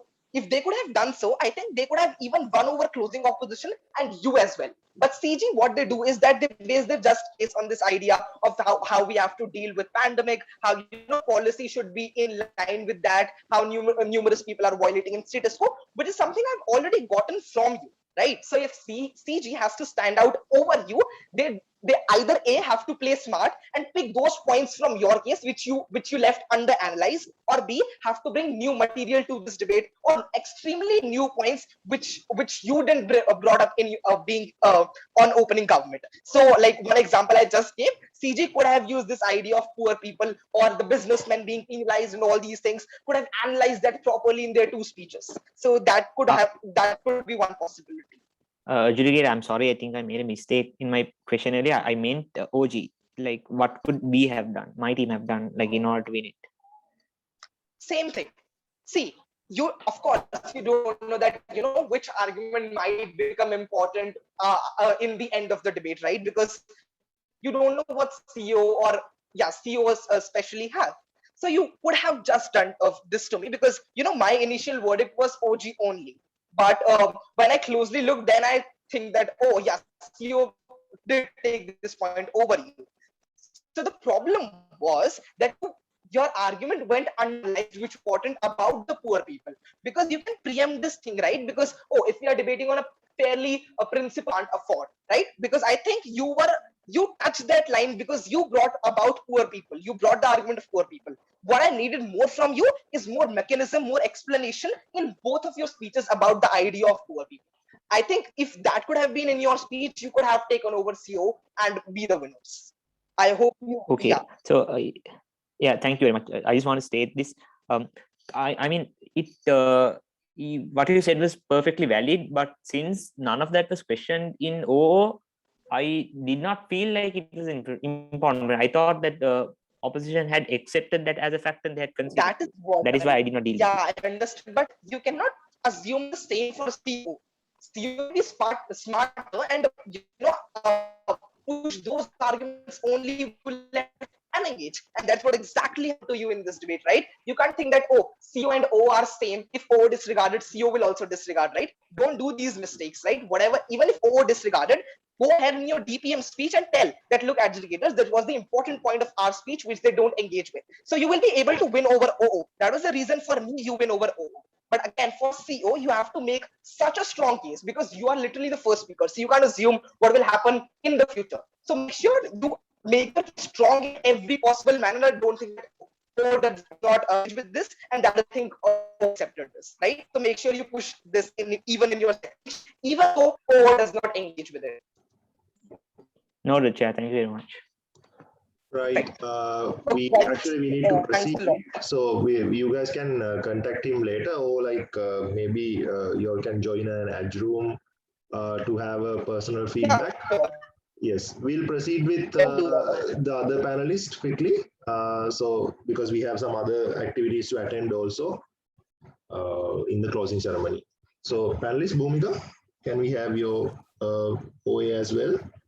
Yeah, definitely. Okay, so keep it to a limited time because we have some other activities to attend. yeah, okay, so that's why I just want to ask you, should I just clarify why I put OO, like why I gave them the second position over OG, or should I think just... that's the only difference you have in your verdict, so we'll go with that. Yeah, because yeah, exactly, because other than that, Mahesh and I think other areas were covered by Mahesh, I think. Yeah. Yes. Yeah, okay, so I mean, I'll just, point out to you people why I felt like OO deserves the second position. Okay, so for me, contesting for the case of OG, when you guys came forward and when you guys delivered your speeches, what I felt like, I got two principled arguments from you, right? For example, like, first of all, you told me that, listen, people are selfish, they are irrational, and that's why we need to have a mechanical incentivization for these people, so that they can just go forward and follow the guidelines that are provided by the government. Number two, you told me that, listen, public health care should act in a just manner, right? Because they cannot just go ahead and discriminate on the basis of race, religion, etc. And that's why it becomes all the more imperative to follow all of these rules. But what I got from opening opposition was, they told me that, listen, the sole purpose of the health system is to save lives. It's like not a justice system, which is granted you try to mitigate to a lot of extent, but further in their speeches they also came forward and they told me, if the government will come forward with this policy, then a lot of people will die and it will not look good for the country, even at the global level and even at the national level. Why? Because it will further create more problems for the government, right? Because first of all, they told me how people are going to question the credibility. They're going to come on the roads and they're going to ask them, listen, why are so many people dying in our country? You should be accountable for that. And number two, they told me, like, they gave me the example of how it's going to create a problem for burial and cremation as well. So that was something I felt like was, if I weigh both of the arguments, because at the end of the day, it just becomes harms versus benefits debate, right? And if, like, here in the case of the opening opposition, what I'm getting is a lot of people's lives will be saved. Why? Because they are running with the extension that, listen, we are going to prioritize those people whose lives are vulnerable, who need it, like who need the emergency healthcare at instant. And on the other hand, what you guys ran with, we need to be just in a society. Why? Because at the end of the day, the healthcare is a part of the government and it needs to impart justice to all of it. Okay, but like, as you can see, while we are weighing both of the arguments, even the people and the government are both better at the opening opposition's paradigm. Why? Because they told me, listen, first of all, people are going to get proper healthcare. They are going to get healthcare at like whenever they need it. If they are in emergency, they are going to get it.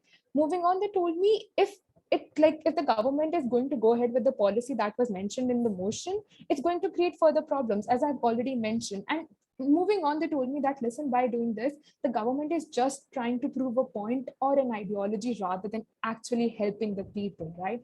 I mean, what we want from the government is to help its people. And if it cannot provide them when they need the healthcare most, then what is it even doing there? Because at the end of the day, the right to life, it's what it comes down to. And while you did tell me about like the nudging situation and, by like giving them an incentivization, but like, as I've already cleared, while weighing whether a simple nudge in the right direction for people to follow guidelines is more important, or whether to make sure that a lot of people, or at least the majority of the people, are alive to see the next day is more important. So that's why that was the winning argument that made me give it to the opening opposition. I mean, if you have any questions, then please come forward, or like anything at all. Yeah, can I ask a question, please? Yeah, please go forward. So regarding opening opposition's point about how everyone gets healthcare, but considering the context that was already given in the info slide, isn't that an unreasonable thing to expect, an impractical outcome? Yeah, okay. I mean, listen, okay, so the whole case line was running under how prioritization is more important, right? I mean, as I've already mentioned, if the people who need the healthcare most at the time when they are in an emergency cannot get it, then what exactly is the point of it? I mean, yeah, it all comes down to it. They provide the info slide stated that, it's like the healthcare has like a limited number of patients, and that's why it needs to prioritize. So as I've already mentioned, I am weighing both the arguments, and I'm weighing where the people are getting the maximum benefits, where the government is able to hold more credibility towards people. And that's where I feel like opening opposition comes forward. Okay, and also how did our incentives argument weigh up in your decision? Okay, I mean, it did weigh up, and I definitely credit it. And that's why I have given you the third position, right? But like, incentivization is obviously important because we live in a society and there is some, decorum that must be maintained. But like, I'm saying it again and again, but like, that's the need of it. You see, like, compare it to yourself. Where do you want to live in a society where, the government nudges people, it's in the right direction? Yes, it's important. But for that, the government should have some people to govern, right? If people are all going to die at the end of the day, whom it's going to go ahead and nudge? And that's where the life, the right to life comes into the picture. And that's why, to make people follow the guidelines, we have to first make sure that there are people alive in the country. And that's why it is important to provide them with the healthcare when it's necessary, or whenever, they are on the deathbed and it feels like they won't be able to alive to see the next day. Noted. So what about our point about like how we talked about how it was unfair to not prioritize people who had actually followed the rules? Okay, I mean, obviously, see, that's what the debate was about, right? I mean, at the end of the day, you both the houses, both the opposite, both the benches need to convince us which paradigm is better off. And personally, I felt like I was more convinced with the paradigm that was ran by the opening opposition, because, considering what the status quo and seeing what the past 2 months have been in India and even in the other countries as well, I felt like this is where, their case line came into the picture. And I felt like that's what made me give them a upper hand than you guys. Right. I'm sure that you guys must have other questions as well. Please contact them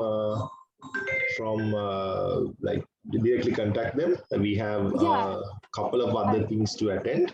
Thanks, Bhumika. That was very informative.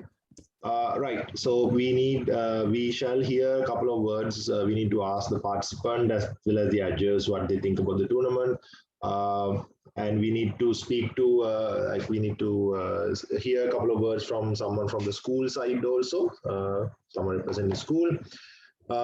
Before that, let's go ahead and we have a message from one of our sponsors. So quickly we'll see what's this message from our platinum sponsor and our diamond sponsor. we'll quickly look at this message, and then I have some details I need to share with all the participants here. Yes, Yavan, go ahead. Yeah, okay, yes, second.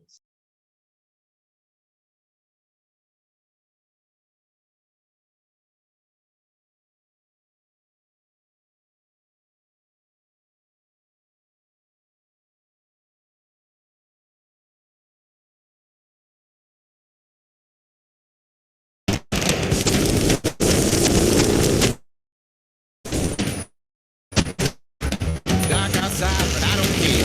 You are going everywhere. There's 1,000 miles between us, but you can feel the heat. Just I'm on my way. I'm on my way. I am on my way. I'm on my way.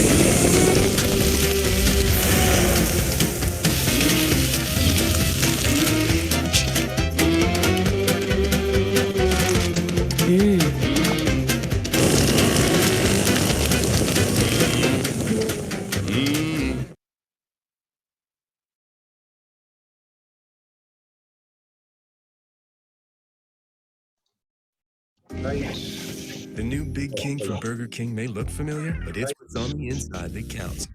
Fire grilled patties and tangy king sauce. What's not to love? Oh yeah, the new Big King. Only at Burger King, where taste is king.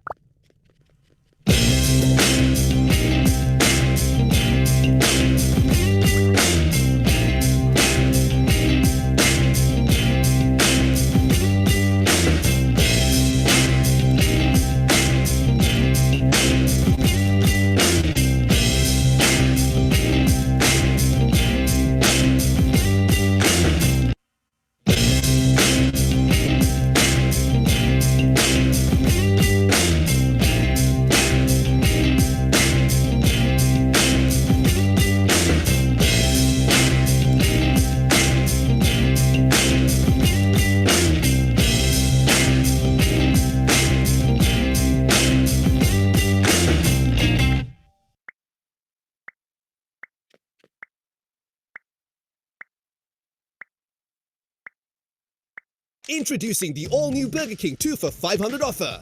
Get 2 chili chicken cheeseburgers, 2 chicken and crisp burgers, or 2 veggie burgers for just 500 rupees.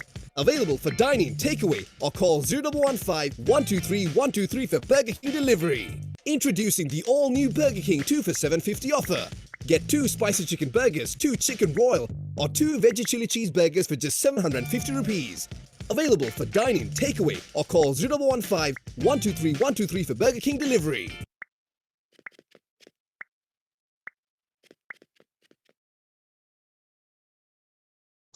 Right. Okay. Thank you for that message. That does definitely put me in a hungry mood.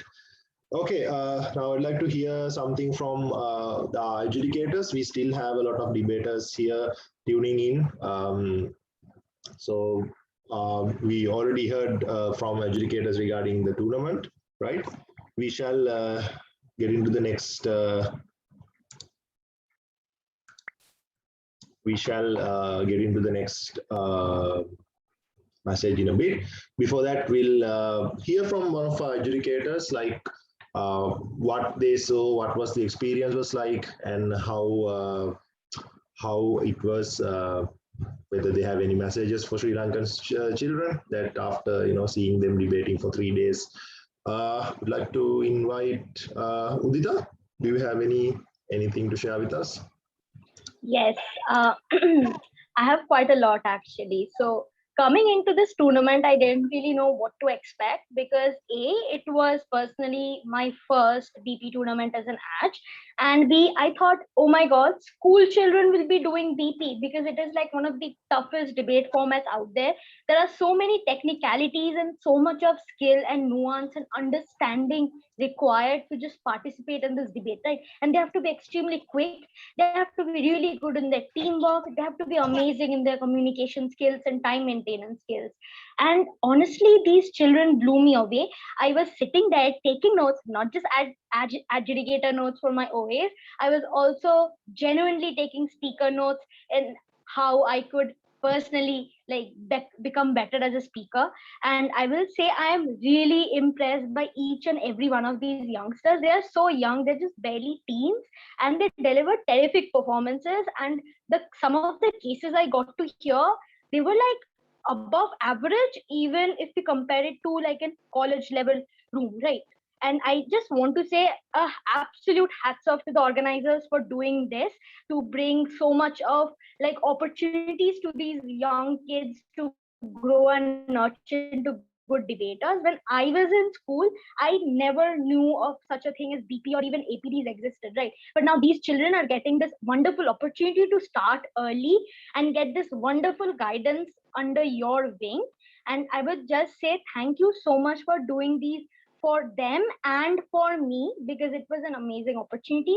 To the debaters, I just want to tell you, never give up on debate. You all have so much potential and you need to nurture it, right? Never give up, because honestly, you all are one of the best speakers or batches I have ever seen. Like really impressed. Do keep on. Thank you. Thank you very much. I know that these words mean so much for these kids. Right. Janobi, are you here? Yeah, I'm here. One moment. Yes, I'd like to hear from you as well. Hi, am I visible and audible? Yes, you are. Yes, you are. Hi.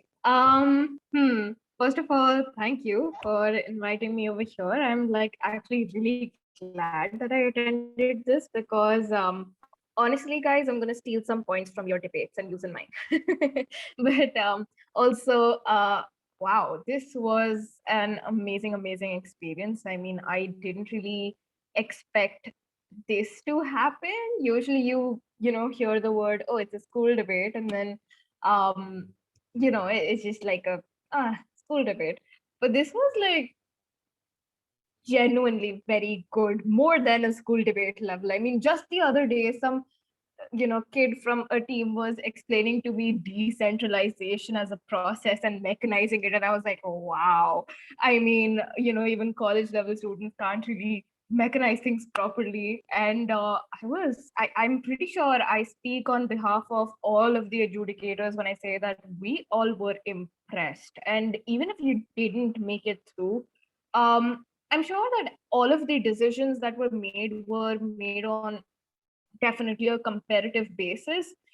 But yeah, as Udita also said, like, don't give up, because guys, I mean, it's also a matter of luck, right?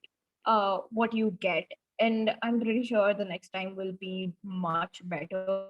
But also to those who won and who did really well and stuff, like, be proud of yourself, because the competition was tough. And I hope you guys are all safe, and I hope you guys are all fine. Best of luck, and thank you, Giman, for inviting me. See you guys.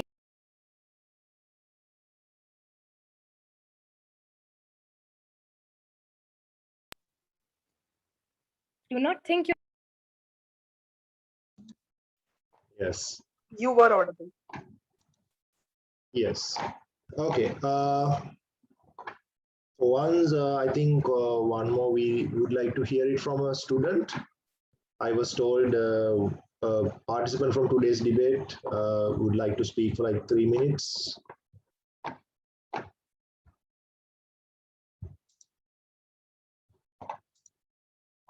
Someone from today's debate?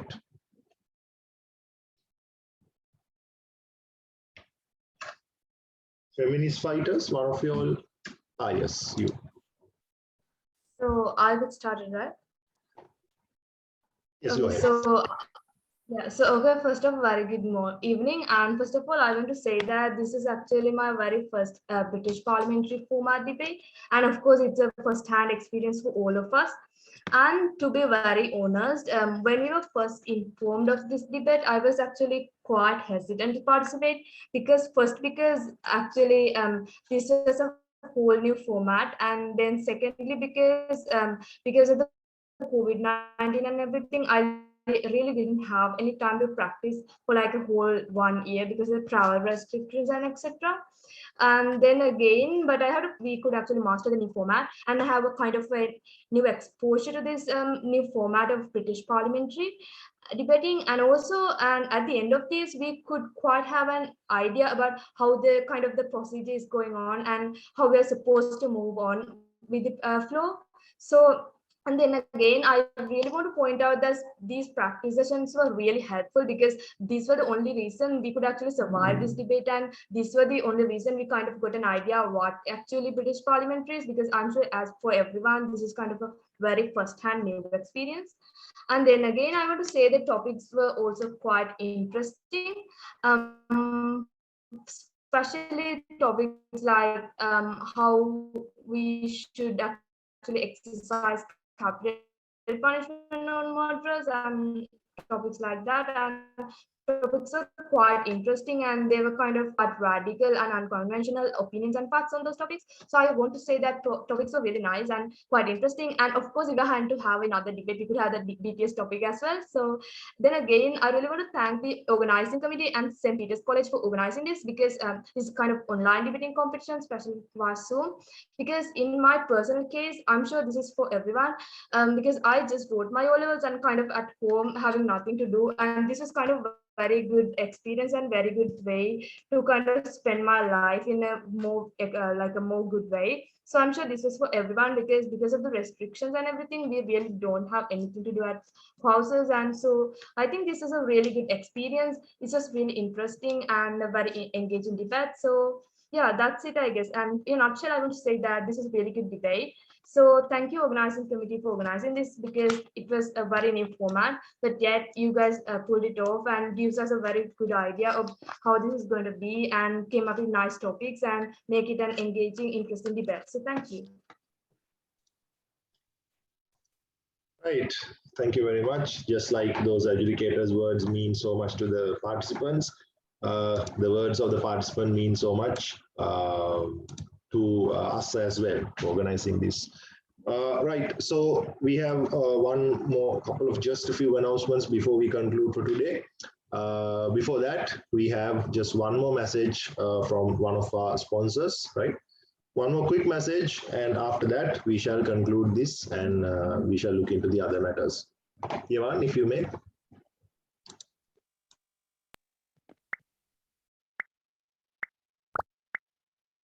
When I say accountancy, you think the numbers, but it's much more than that. To change things for the better, drive prosperity and create opportunity, who can make the numbers do all that? We're leaders. ACCA accountants understand teamwork and know how to maximise opportunities. We're essential partners in getting businesses to achieve their goals. We're communicators, able to imagine and inspire. If all the world's a stage, you must be able to speak on it. We're pioneers who test boundaries and push frontiers. We challenge people to think ahead and make ethical choices. We love sustainable solutions to today's problems. The future is ours to protect and nurture. We're digital. We harness the power of technology to innovate and push boundaries and be a positive force for good. We're artists, applying original solutions to real-world problems. When misfortune strikes, it's not just money that's needed to rebuild, but an energetic mind and original voice to overcome the odds. We're ambitious. Our accountants know no boundaries and harness the power of diverse cultures to seek out international opportunities. Accounting is the global language of business, and being fluent can take you anywhere. So when I say accountancy, sure, think of the numbers. The number of lives changed, systems improved, business successes, environments saved. Studying to become an ACCA finance professional means to future-proof your passions, your skills, your life for the opportunities of a brighter tomorrow.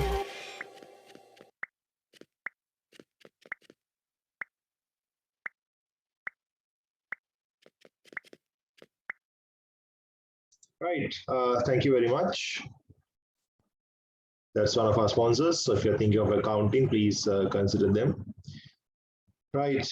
Okay, I'm seeing more BTS related comments. Nice, nice, interesting. This is such an interesting topic. Now, whenever I teach, I get engaged. Yeah, of course, this. Either you have like people who hate them or people who like worship them. It's interesting. Anyways, do we have anyone from school representing would like to speak a few words? Richmond, sir? Yes. I would like to invite. Am I audible? Yes, sir, you are audible. This is the teacher in charge of St. Peter's College of English Society, ELDS, and he's the teacher in charge of the debating squad. He's the one who took me in. He's the one who supports. He's the one who's behind all this work. So, we'd like to hear some words from you, sir. Thank you very much for the compliment. Dear Reverend Father Kamal, priest in charge of debating, special invitees,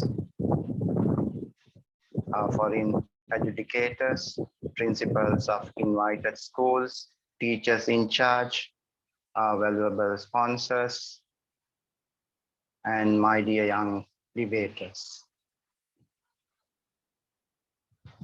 First of all, congratulations to everyone here.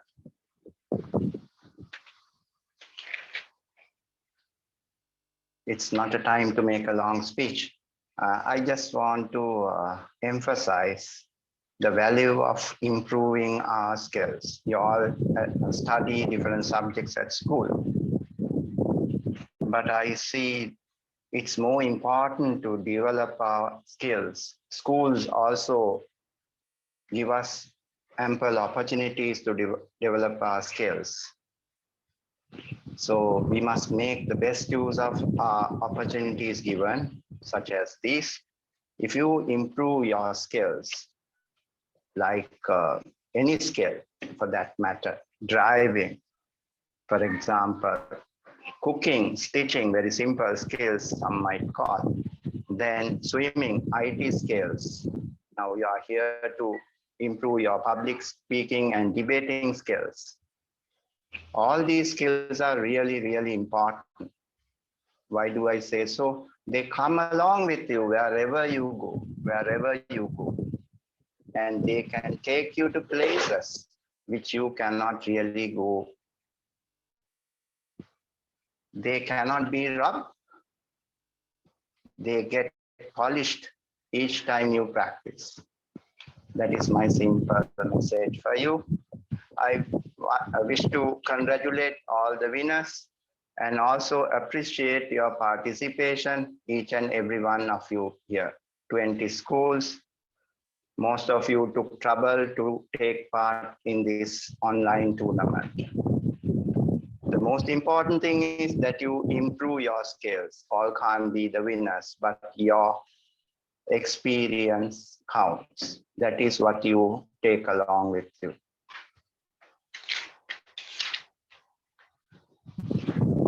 I sincerely thank once again all the principals of different schools, teachers in charge of debating, and our adjudicators for their valuable comments.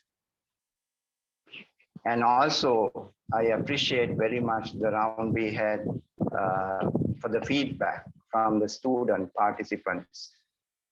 I really enjoyed that. It was encouraging to hear their words. I also wish to thank our coach, Mr. Gimhan Suryabandar, and also our assistant coach for a job well done. And I know Mr.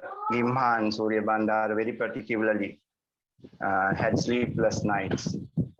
Once I texted him on Friday, I think, around 1:40, and he was up and he was making preparations.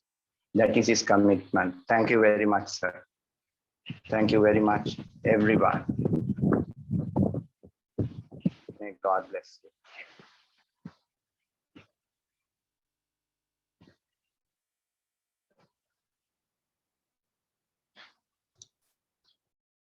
Thank you very much, sir. Your words also mean so much to us. With that, we come to the last part, the ending of this this event, this tournament. But not exactly. The tournament is over, but there are some follow-up things to do. We still need to release the markers, marking the marks, speaker scores, and all that. The couple of documents are yet to be shared, right? I am working on those within today or tomorrow. Within the next 2-3 days, I shall share everything in the group. So do not leave that group. I know that there's this tendency that the moment something is over, that you quickly leave that group. But we are planning on making it like only message could be sent by admins. So that way it won't be a group that you get spam messages. So do not leave that group, stay there. Given that you all have a debating background, we will be updating stuff and to share the certificates and to share the speaker scores and everything. Stay in that group because that's going to be useful for you, even for our future tournaments. So stay in that. That group is not going to bother you. It's not like those groups that you receive a lot of spam messages, like forward this to 10 people, or like false facts about corona or whatever. People won't be able to share stuff like that. So stay in that group. Then I think we reached the end. We would like to have a small speech for Tevinu, right? Tevinu would like to thank people who worked on this event. It's a small vote of thanks.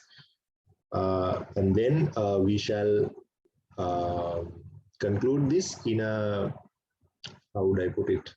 In a very warm, emotional way, right? So after vote of thanks, let's have that. Okay, Tevinu, are you here? Yes, I'm here. All right, am I audible and visible? Yes, you are there. Okay. Good evening, respected invited speakers, our most valued guests, ladies and gentlemen. It's my privilege to have been asked to propose the vote of thanks on this occasion. I, on behalf of the EIDS Debating Circle and our sponsors, ACCA, our diamond sponsor, Burger King, our platinum sponsor, and Aston, our gold sponsor, also our organizing committee, and all present here, would like to thank the speakers of tonight's event. I must mention a deep sense of appreciation for Jahnovi Roy from Delhi University, India, for those inspirational words. Further, we are grateful to Udita Bhattacharya from President's University, Calcutta, India, for those words of wisdom. Now, I would like to thank our dear Father Rector, Reverend Father Rohita Rodrigo, for the constant support and encouragement. It is my pleasure to thank Reverend Father Kamal Kumar, the priest in charge of the debating circle, for facilitating us. Not to mention our teacher in charge, Mr. Francis Rexham, who has been a pillar of strength throughout this journey. A special thanks goes to our coach, Mr. Gimhan Surya Bandara. Without your advice and dedication, this event would not be a success. My heartfelt thanks goes to the organizing committee for their time and effort to make this a memorable event a success. Last but not least, I thank all the adjudicators and participants who made this dream a reality. Thank you.